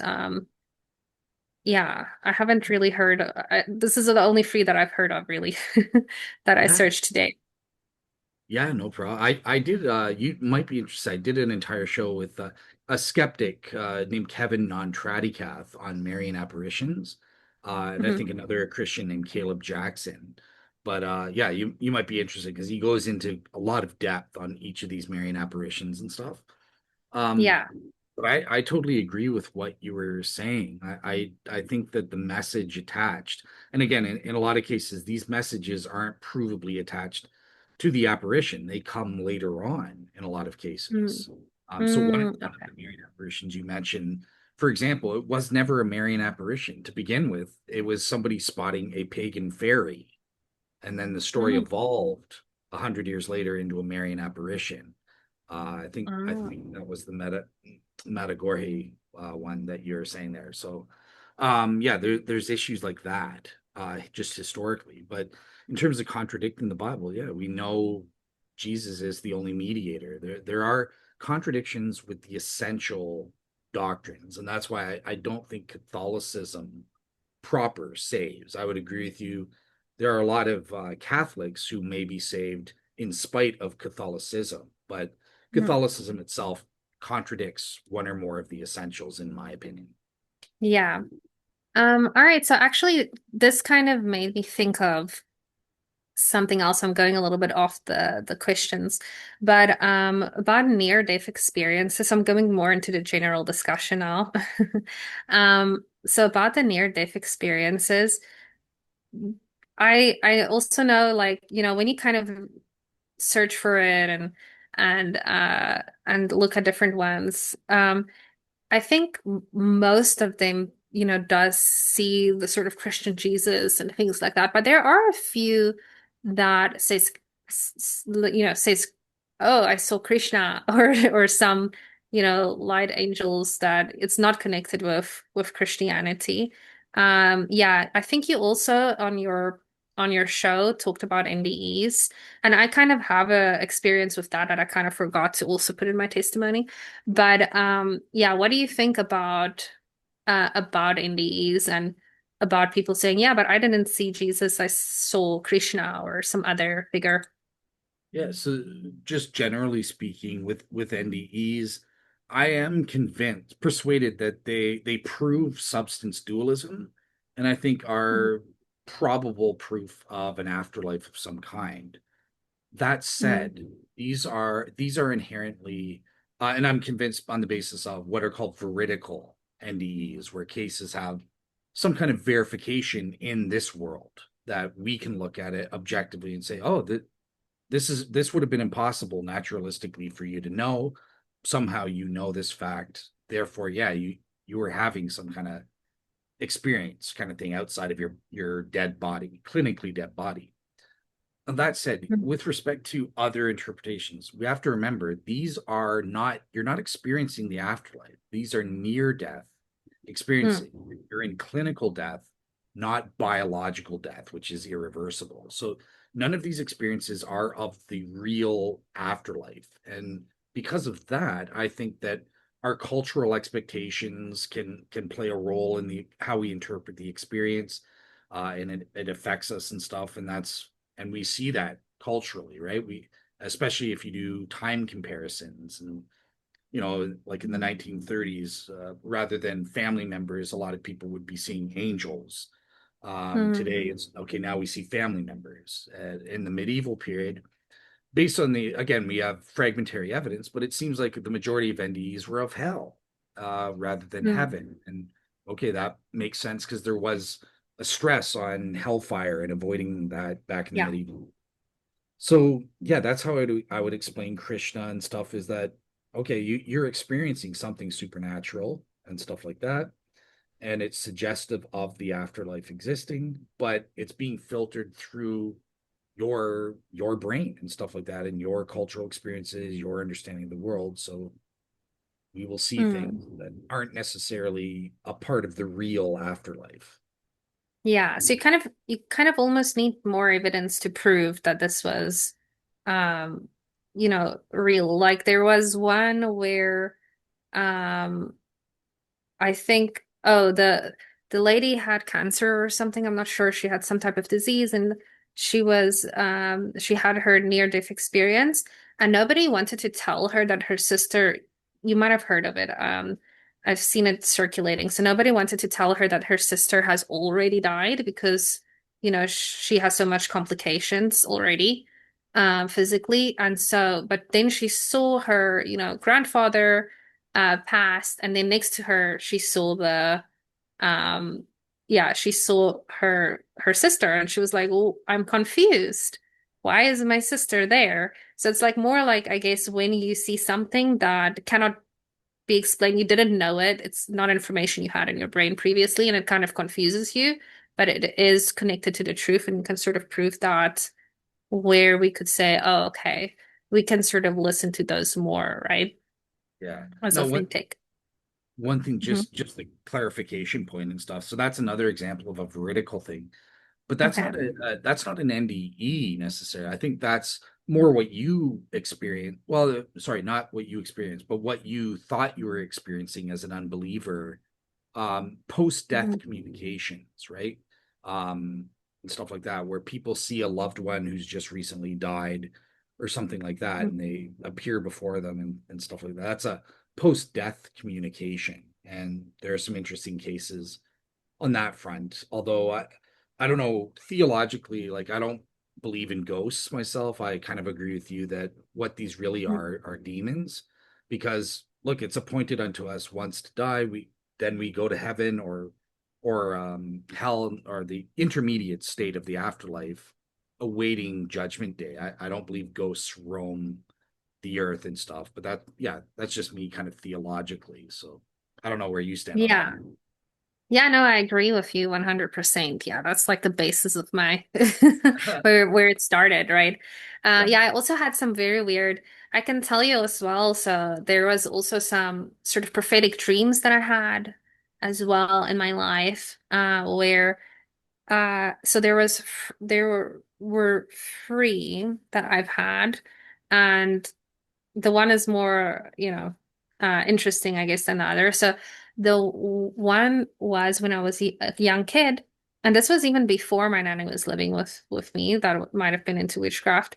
Um, so it was like a consecutive week of just dreaming, seeing like a family, like a slideshow of a happy family. Like first my sister, then my mother, and then eventually my father. And I was really close to with my father back then, when I was a child. But for some reason, I would just cry, and I would, um, I would wake up, and I would wake everyone up, and this happened for a week or maybe more. And I had this feeling like, um, I don't want to go to heaven because I think my dad's going to hell. And I didn't know why I had this idea, but that was the theme of the dream. And I would just cry and sob. And there was no good reason for me to believe like that. When I talked to my aunt that has, she was around. So she said, my father back then was really good dad, and he was doing all the chores and played a lot with us, and he was really like the model dad. But then things, it's kind of like a prophetic thing, because then everything did change eventually. When we got older, he sort of became an alcoholic, and then he died at the age of 52.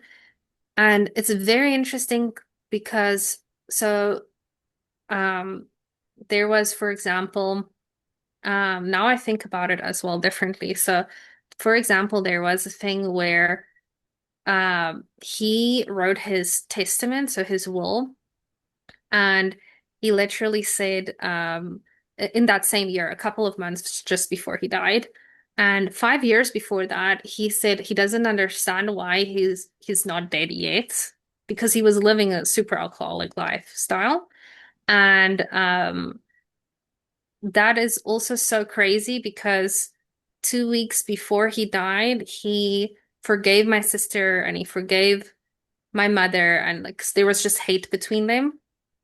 So he forgave everyone. So now as a Christian, I do believe that that makes sense. So I kind of feel like that was a prophetic dream, because it was a very strange thing to dream, if you have no reason for it at that stage of your life to dream something like that. Um, and I'm still kind of wrestling with that. It's a very weird thing. But for sure, there's a lot of interesting things, and in prophetic dreams, like actually where I live right now, I dreamed that I was gonna move in here, and I didn't know the place at all. I was in my partying years, I was actually just I ended up in this place at a party, and I dreamed that I was gonna um, you know, stay here, and now I am. And then also another event about meeting my uncle and trying to like evangelize him, kind of, or just speak positivity into him. And at a round table bar, and I never went to bars during that years, and then it just happened the next day. So there's a lot of weird, even I think prophetic dreams. It's more difficult to prove unless you maybe told someone about your dream, and then later it happened and you can prove that it happened. But even in that, I feel like that's also at least a clue that there's something more, or there is a God, or there is something, right? Sort of like a premonition. It's kind of like Joseph getting the premonition about the slaughtering of the innocents, and then he goes to Egypt, kind of thing, right? So something along that lines, like a premonition. Okay. Yeah. Okay. Yeah, and people have that like all over the world, right?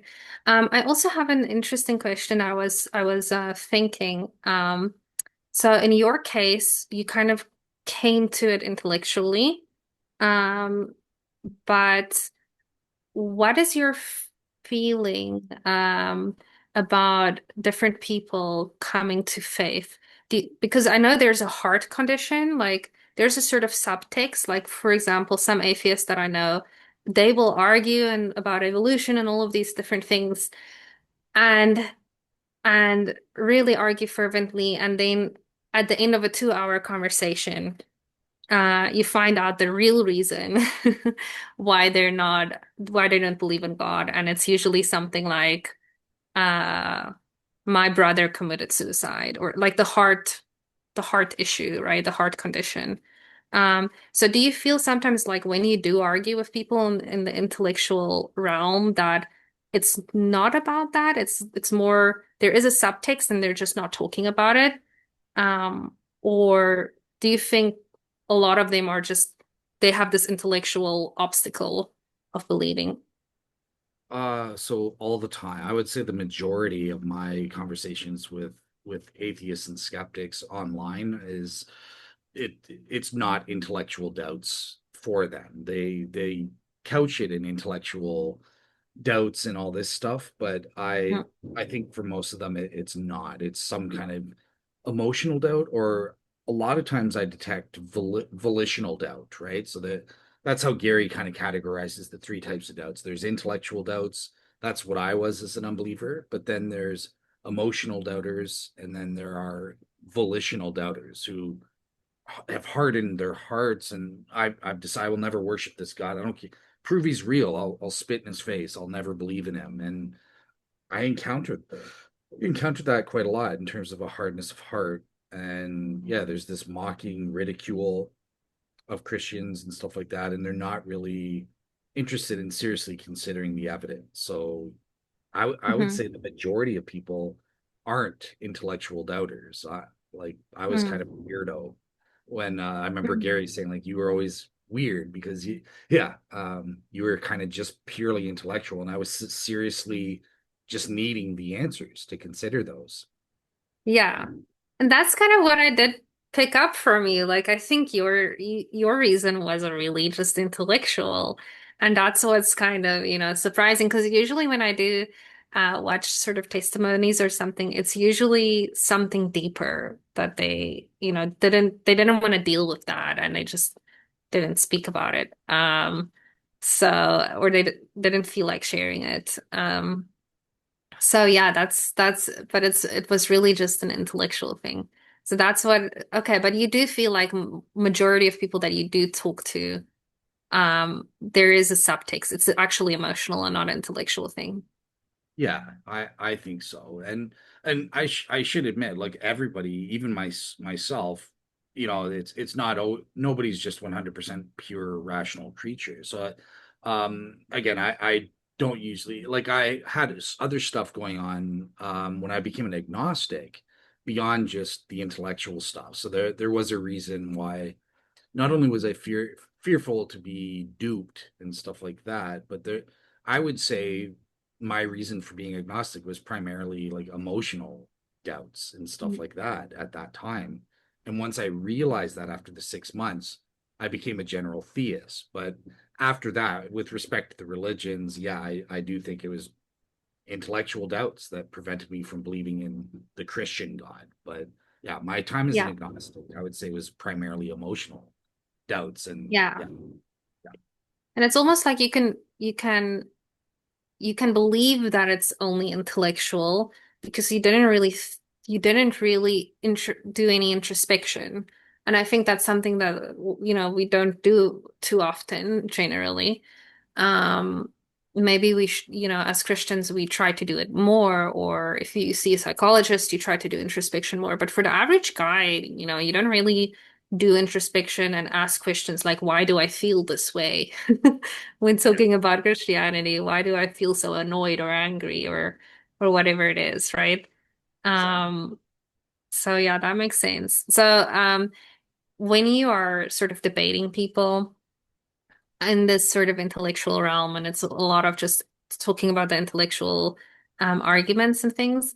Do you sort of think or try or yeah to also speak to their heart condition, or is it mainly just focus on the intellectual debate?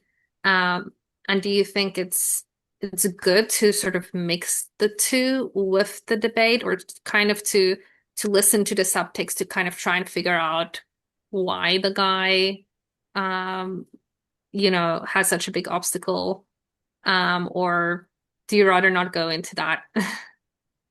So I think it's the way we ought to be as Christians is it look, we're dealing with people. Do I want to save this person, so I'll deal with whatever I have to help them and stuff. So if they are a primarily intellectual doubter, fine, I'll deal with their intellectual doubts. If they're emotional, then I'll deal with that. If it's volitional, okay, that's the hardest to deal with, but there's ways to deal with that. Now I will admit I'm horrible, and this is my failing and stuff like that. I'm not good at dealing with the emotional doubts and volitional doubts and stuff like this is an area I need to improve on, but it's yeah, like I struggle when I realize that. And a good case in point is my brother, because I tried once I converted, he was an unbeliever and stuff. So I went to him and I tried to bring him all my intellectual arguments, like, hey, read this book and care about the shroud, care about the resurrection. And he just didn't care about any of that.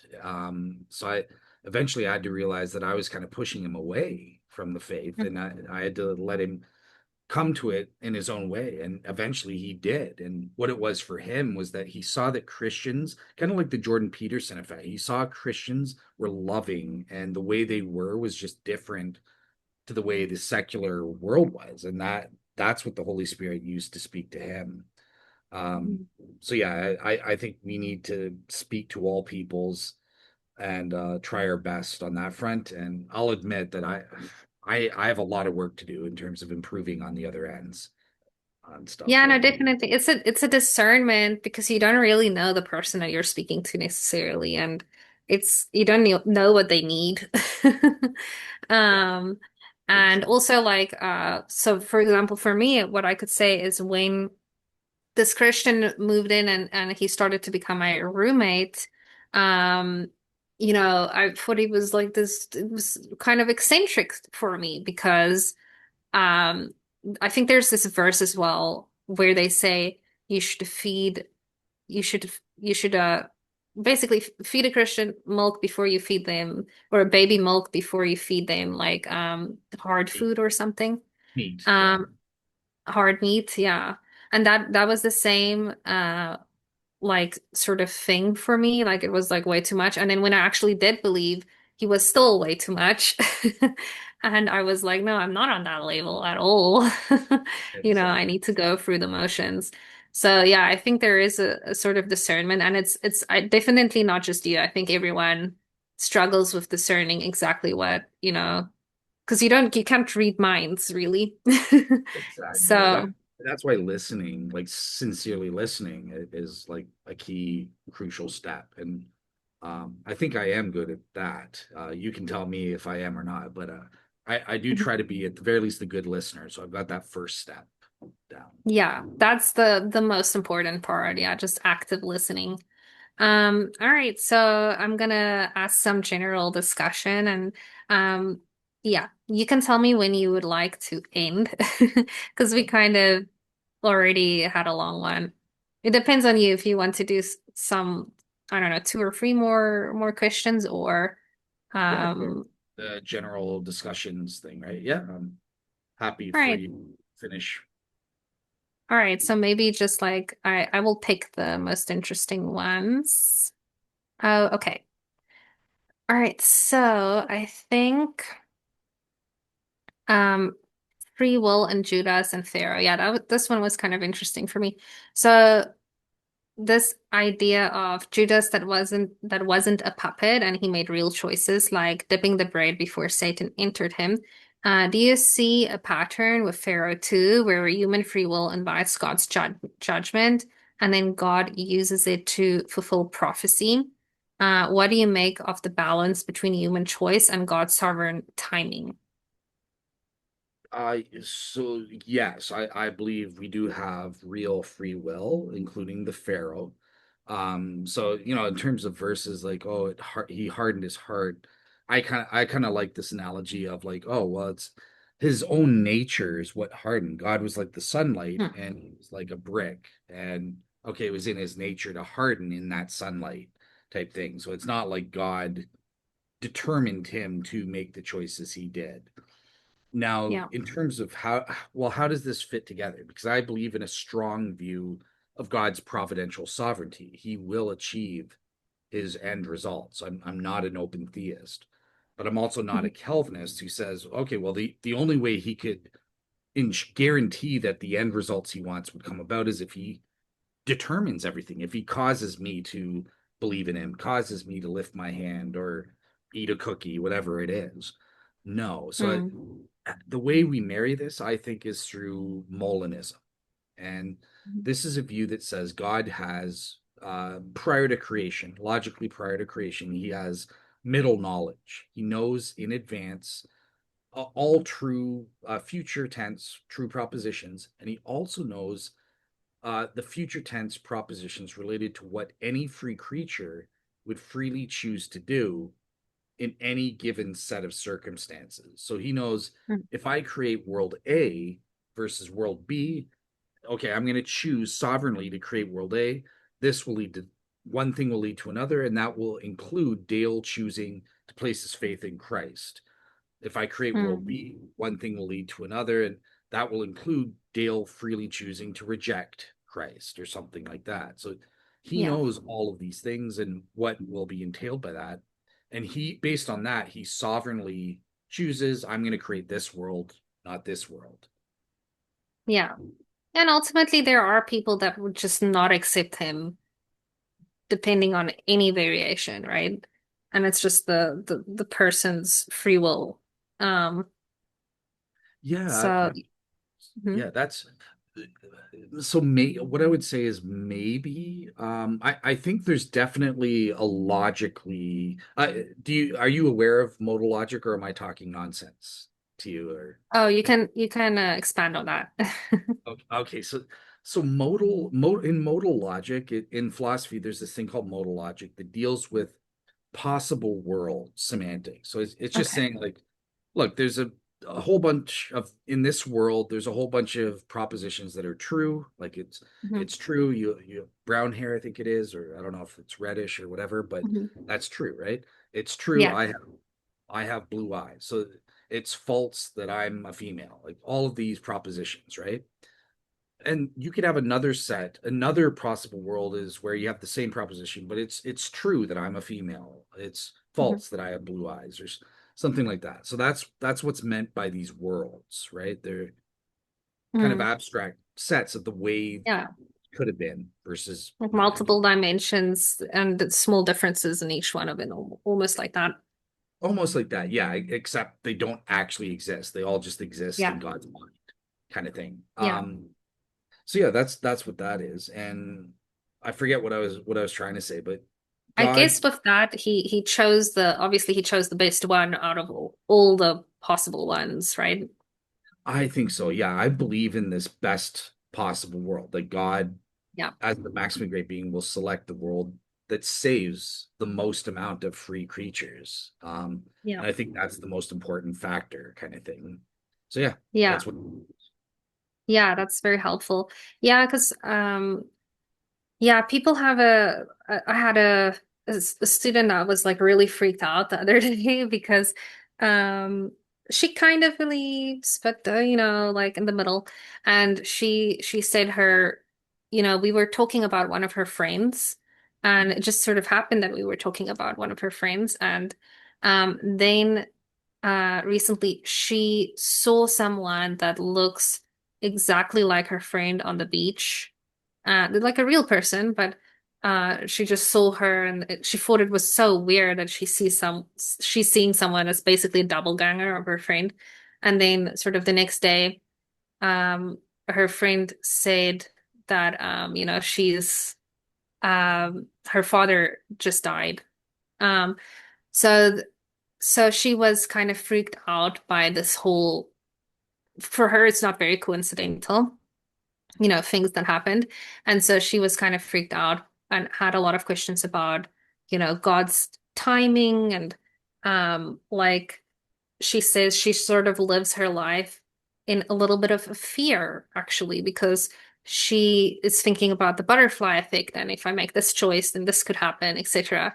And yeah, so sh there's a type of fear connected with it. And then I just sort of explained to her, that there is a sort of time there. It's a weird thing because predestination coexists with free will, and I realized how difficult that is to explain it, especially if you don't really believe in God and that He's all powerful. Because I do feel like there's a lot of things that is even the smartest guy that's above our comprehension. But yeah, I realized how difficult it is to kind of explain that, we have free will and then we have God's timing. And like even when he died on the cross, a lot of the people were like shocked. Why didn't the sort of security guards lock him up or kill him already, right? And then he would keep on saying, it's not my time yet, right? So there's like a specific time, but there's also free will, and it sort of coexists. Yeah, I guess again to explain it to someone new, but the thing is Yeah. predestination is not the same as predetermination. Hmm. And so one of the most important aspects or necessary criteria for being free is this ability to do otherwise, to choose Hmm. otherwise than what you do. So I ground that in these logically possible. Look, it is logically possible that I chose to reject Christ, or I Mm, chose not to eat a cookie this morning, or whatever it is, right? Whatever our free will choice is. So there's always that something that grounds our ability to do otherwise.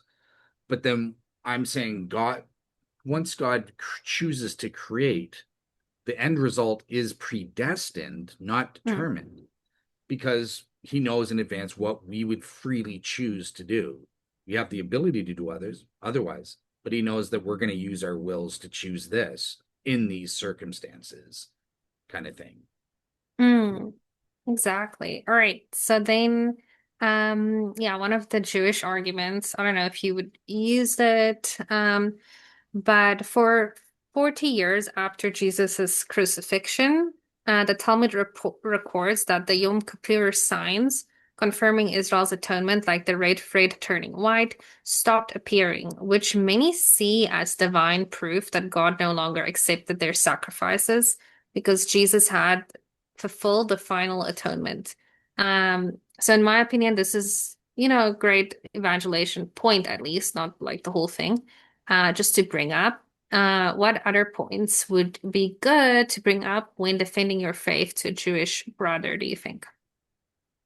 Okay, so my favorite thing is the messianic prophecies, and I think I do have a unique way of making that argument. It's not just the typical argument from fulfilled prophecy and stuff, right? Because then you get into other questions. Okay, well, can you prove the prophecy, but can you prove the fulfillment? And a lot, as you Mm, said, a lot of skeptics, oh, it's all made up. Jesus didn't really do this or that, right?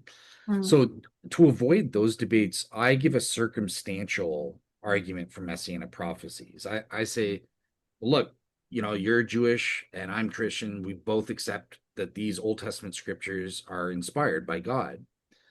I can mm, prove to you that we have this unique circumstance where either Jesus is the Jewish Messiah or nobody is. The scriptures, we've got false prophecies and false prophets. And given that circumstance, I obviously, since we know the Bible, Old Testament is inspired, you have to select Jesus. So it's kind of a mm. circumstantial argument. And yeah, Yeah. I would appeal to things like Isaiah 53. Mm, What's it called? My mind went blank. Oh, and most importantly, Daniel chapter 9, because that mhm. gives us the timing that regardless of how you interpret Yeah. that, you have to say the Messiah came before 70 AD, before the second temple was destroyed. Yeah. And Jews don't believe that, right? They think he's coming after. So that's a false prophecy unless it's Yeah. changed. Yeah, there's so many things, right? Like, but they're not, yeah, they're also not too knowledgeable about the New Testament. Um, so it is, but yeah, it's a lot of new information for them, because Like yeah, in Bethlehem, he was born in Bethlehem, which was prophesied, and then, he was crucified, which is unfortunately it's changed Isaiah 53 to lion for transgressions instead of pierced for transgressions. In my Jewish students that I've talked to. So yeah, then I have to go back to older sources and we have to have like a debate about the credibility of the sources and things. But Sure. there's so many things that has been prophesied that Jesus did fulfill. It's just a lack of knowing it. But I think if they actually just read the New Testament, that's like, it should be game over, really.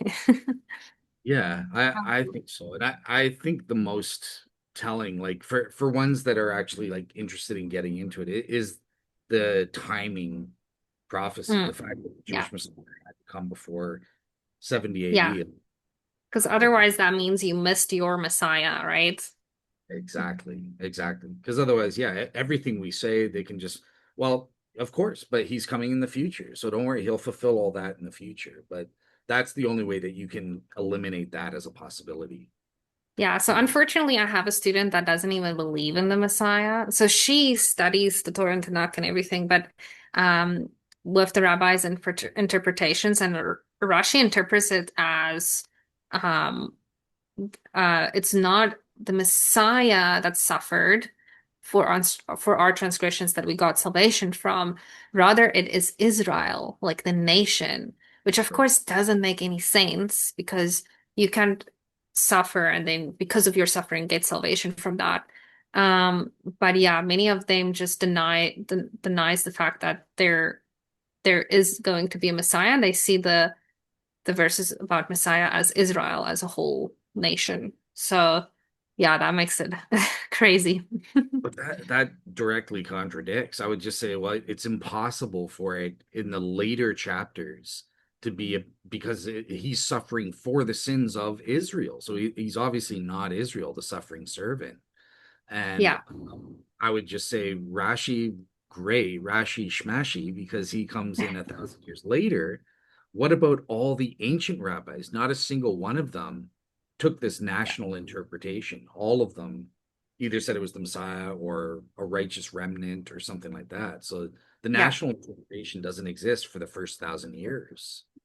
yeah. And even Rashi in the Talmud alludes to it being in the Messiah. It's only in the commentaries where he says it's not the Messiah, it's Israel.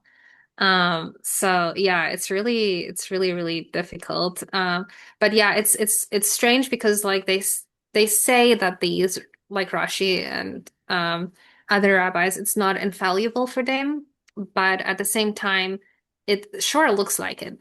Like it looks like it's an infallible character, because they immediately go to Rashi, and that's a big obstacle for them. Because if they have a debate immediately, go to Rashi. So that makes it a little bit difficult for sure. Yeah, yeah, I understand. They're big on like tradition, and like these guys are inspired in a way, right? Like infallible, because these traditions are just as authoritative for them Yeah. as the Bible. So yeah, that's difficult. Yeah, and then many of them disagree with each other on many points as well.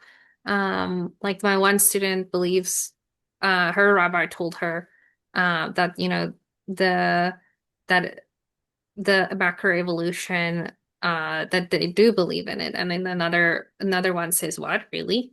No, I haven't even heard of evolution because they don't teach it in the schools, the macroevolution in schools. She said like she was shocked when I showed her like the ape forming human, because she said no, they didn't teach it in her school at least. So yeah, Interesting. Okay. yeah, Okay. there's a lot of variances. Yeah, that's true. Yeah, that especially within different traditions. So yeah, I hear what you're saying. It's tough, but yeah, Yeah. a lot of credit to you and Courtney and Mike Brown and you guys are tackling these things full time. So yeah, a lot of credit to you guys. All right, so just maybe one thing. So the role of the ecumenical councils. So you've covered church history topics like the councils of Nicaea and Chalcedon. What's your view on their role in shaping core doctrine like the Trinity? Do you think they got it right because they were biblically grounded, or did politics muddy the water? I think politics muddied the water. I don't see these councils as being authoritative. I am sola scriptura, so that's the only inspired and authoritative text for me. So now that said, they got Mm. some things right. Like they clearly understand that Jesus is divine in some way and stuff like that, and they're trying their best to work out what that means. So I Mhm. can agree with that. I disagree with the mechanics of how they tried to piece it together, right? Mhm. So yeah, I just think it's a human document of possibly true Christians and maybe some non-true Christians doing their Yeah. best to make sense of, look, we have this data in the Bible regarding Jesus' humanity. He's clearly human. And there's also these texts that suggest his divinity. How do we make sense of that? And they did the best they could. Yeah, it's like a mixed bag. It's the same with all the rabbis. Like some of them got something right, right? Yeah. Um, so then you've interviewed so many people, skeptics, scholars, and apologists. Was there ever a moment during one of those interviews where something a guest said hit you hard, like a personal revelation or a brand new angle you hadn't considered before? Sure there are, but for some reason my mind's going blank. You, uh, okay, so Yeah, it's something. difficult when you're put on the spot, right? Yeah, yeah, exactly. Um, You can keep that like in the back of your mind, and I'll ask you another one based on your sure. channel. All right, so you've talked about the moral argument for God and even the aesthetic argument, how beauty might point to a creator. In your experience, which argument do skeptics respond to more? Do you find one personally more powerful than the other when defending God's existence? What the aesthetic argument and what was the other one? The moral. Moral argument. Um, well, I've had more engagement with the moral argument because a lot Mm, of skeptics are more familiar with that. It's a more common argument, I find, that's out there. And skeptics that I've encountered kind of have sort of an edge with it because they misunderstand it. They say, "What do you mean? Just because I'm an atheist, I'm not a moral person?" So that, and you have to get it. No, that's not. We're talking about the grounding of moral values and stuff like that. With my aesthetic argument, there's a lot less engagement, and I think I have a unique view on that, where I think that aesthetic values are both subjective and objective in a way. So it's a view called aesthetic dispositional realism, and it mhm, it basically just says, look, the aesthetic values are grounded in the ultimate aesthetic judge, and who is that? Well, that's God, and that in a nutshell is how I argue it. God is objective compared to human beings, right? It's his values, mhm. not ours.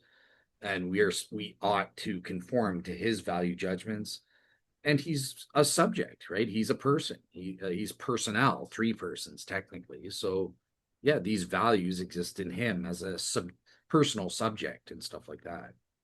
Mm. Oh, I wanted to add to that when you said like three persons. So, in Judaism, and I'm not sure about the Islamist. You can tell me, but they basically see what we're doing as idolatry because they don't understand the sort of Trinity, or they at least reject the Trinity concept. And what's interesting is, so in Israel, many of the Jews have told me that they would rather go to a mosque, but it's not allowed to go to a church or, for example, the tomb where Jesus resurrected or anything like that, because it's seen as a form of paganism or idolatry. Yeah, have you sort of debated someone on that before, or have you heard of the separation? They actually feel that the Islamic God is the same God than their God. So it's like some of them at least told me that. Yeah, so it's just totally false. Just logically Yeah. speaking, from the law of identity, Allah is not the same as the Jewish God, either the biblical Jewish God or even the rabbinic Jewish God. They have different properties, so therefore they are different gods. That just has Mm, to be spoken of logically. But I understand their complaint in the sense that, from an outsider perspective, Muslims and Jews have this same thing, right? But this is paganism. You worship three gods. It's tritheism, and mm, that's what the Trinity really teaches. So, look, I wouldn't go to a pagan temple, of course. So mm, I understand the complaint, but the problem is it's a misunderstanding of what the Trinity is, right? There's mhm. three persons but there's one being God. So God is one tri-personal being. So Yeah. the way I understand that, to make it in simple language, not philosophical jargon, is I think God is one soul and he has three sets of faculties sufficient for personhood, right? We Yeah. are one soul that has one person. God is so richly endowed, he's one soul with three persons in it. There's nothing contradictory about that. That's not tritheism because that would be three separate souls, right? Mm. So that's the way I would kind of deal with that. Yeah. Yeah, that's the I think the most difficult, like even after explaining something like that, it's the most difficult thing for them to accept or to grasp. But I do grant that it is quite difficult to really comprehend it. But I also think about the idea of, well, do you want to serve like a basic God that you can understand more than he can understand himself? Or do you want to worship a God above comprehension as well, or at least above, many comprehension, and there are some secrets locked in there. Um, Yeah, a lot of Jews like mystery, Mysterianism and stuff like that as well. So mm, when I interviewed Courtney, she's kind of like you. She's the other one that our mutual friend Harry Stark recommended for my mhm, show. She was telling me like the outside of the counter missionaries, the professional Rabbi Tobias Singer types, the ordinary Jews on the street and stuff like I guess your students really mhm, like Mysterianism, and mm. this shocked me. The kind of thing she said because of that reason, the Trinity isn't actually their main issue, and I was like, really? So I don't know. It sounds like your experience is the opposite kind of thing, but I just find that interesting that she said like, oh, a lot of Jews are cool with the Trinity because it's mysterious or something. Okay, so the ones that I've talked to, they just like they are open to talking about like Christianity, and it is sort of depending on who they are, if they're interested in religion at all, it is interesting for them. Uh, but yeah, a couple of students have told me like they will never go to those physical places, of worship at least. But Yeah, yeah, they're interested in talking about it. They just feel like it's against their religion to go to like they feel like it's a part for sure. yeah. It's It's like they're so, worshiping once they're in a worship context kind of thing. yeah. But for sure it's there are so many variations of Jews, and they all might have completely different views. Like I have some Jews that aren't Torah observant, but they still believe. And I feel like and then you have the ones that are completely Torah observant, and it's interesting. I have a feeling that the ones that aren't completely Torah observant, that maybe they would be easier to evangelize, because I feel like they already sort of accepted the idea that it is impossible to be completely perfect and to do everything perfectly. And that's why they are not Torah observant. They gave up on it. Like maybe they just follow a few or they follow none. Um, and so the other ones, they are more like, we have to do this. If you don't do this, it's like it's not by faith, but more by works kind of, Yeah, ideology, yeah. because they don't have Jesus in the mix with the new covenant. Um, yeah, and I kind of like to tell him that it's like it's a new covenant instead of the New Testament. I do tell them, of course, the name, it's the New Testament, but some of them can relate with that if they have heard of it previously. But yeah, I think this whole idea of being completely Torah observant, there might be, they won't say they're polite, but I just have a feeling that there might be a little bit of you know, like looking down on someone that is not complete, another Jew maybe that's not completely Torah observant. Whereas the other people, they're like, okay, yeah, um, maybe they would be more open to sort of Christianity. Gotcha. Gotcha. All right, cool. They're I did very traditional. Hmm. I did think of one answer. Okay. Was there something like where guests have said something that's challenged my worldview or something like that, or my Yeah. understanding? So okay, so I'm going to include yes, you and others as well. Tyler Fowler, um, and there have been a couple of others who have said, you have this whole notion of the real seeker ministry, right? So I have my three criteria. You have to be sincerely open-minded. You have to be Hmm. actively seeking, again, to the best of your ability, and you have to be willing to obey the truth. But some people, some of my guests, including yourself, have said, "Well, I wasn't actively seeking, and yet God revealed the truth to me." So that's something that has okay, have I screwed up and I'm requiring something of people that actually God and the Holy Spirit don't. So that's something that's been kind of challenging that Mm. I need to think about. Yeah. Yeah, that's interesting. So I think there's a place for both one. It's like somewhere in the middle, you know. So for sure it definitely just fell into my lap. I just gave up on trying to search and it just fell into my and I actually didn't want to search because that would have meant that I had to change my lifestyle, I have to stop doing a lot of the things that I was doing and I didn't want to, like the flesh didn't want to. So for sure it did felt just fall in my lap. And I think there's many testimonies that I've heard like where people weren't really seeking, but Jesus sat next to their bedside and had a conversation with them about who he is and preached the gospel in an Islamic country because there was no one else to preach it. Um, so I think that it does happen. But um, but I think it's also true that if you truly seek with complete curiosity and you are objective in it and you have introspection to make sure that you are objective in it. And you said a lot on your podcast that you would accept Islam even though you didn't want Islam. But if it was Islam, you would have accepted it. So if there is that type of real seeker, then I do think at the end they will find the answer. Like they will definitely find it if they're truly a seeker. So I think like that aspect makes sense to me. Gotcha. Awesome.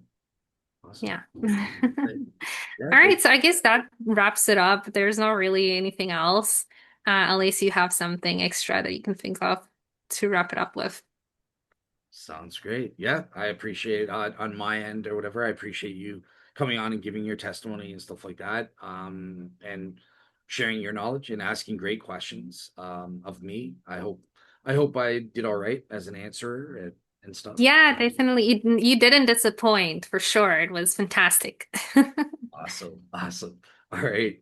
All right, cool. So, yeah, before you why don't you plug your channel just for my audience and I'll plug mine on your channel. Okay, 100%. I'll do that. All right, so mine is Jesus the Scriptural Messiah. So I will send it to you as well afterwards. Sounds good. I'll put a link in the video description and on my blog as normal.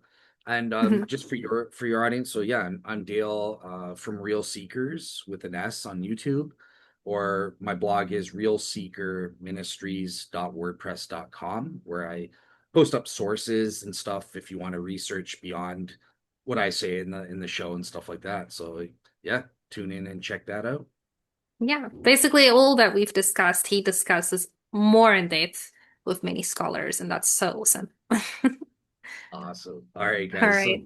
Take care, everyone. And just so you know, next week for my fans, another Shroud Wars. So another Shroud of Turin. But we're going to be debating a quantum physics theory for how the Shroud image is formed. So that's going to be a debate between skeptic Hugh Ferry and Paul Bruni. So tune into that on Saturday and have a great week.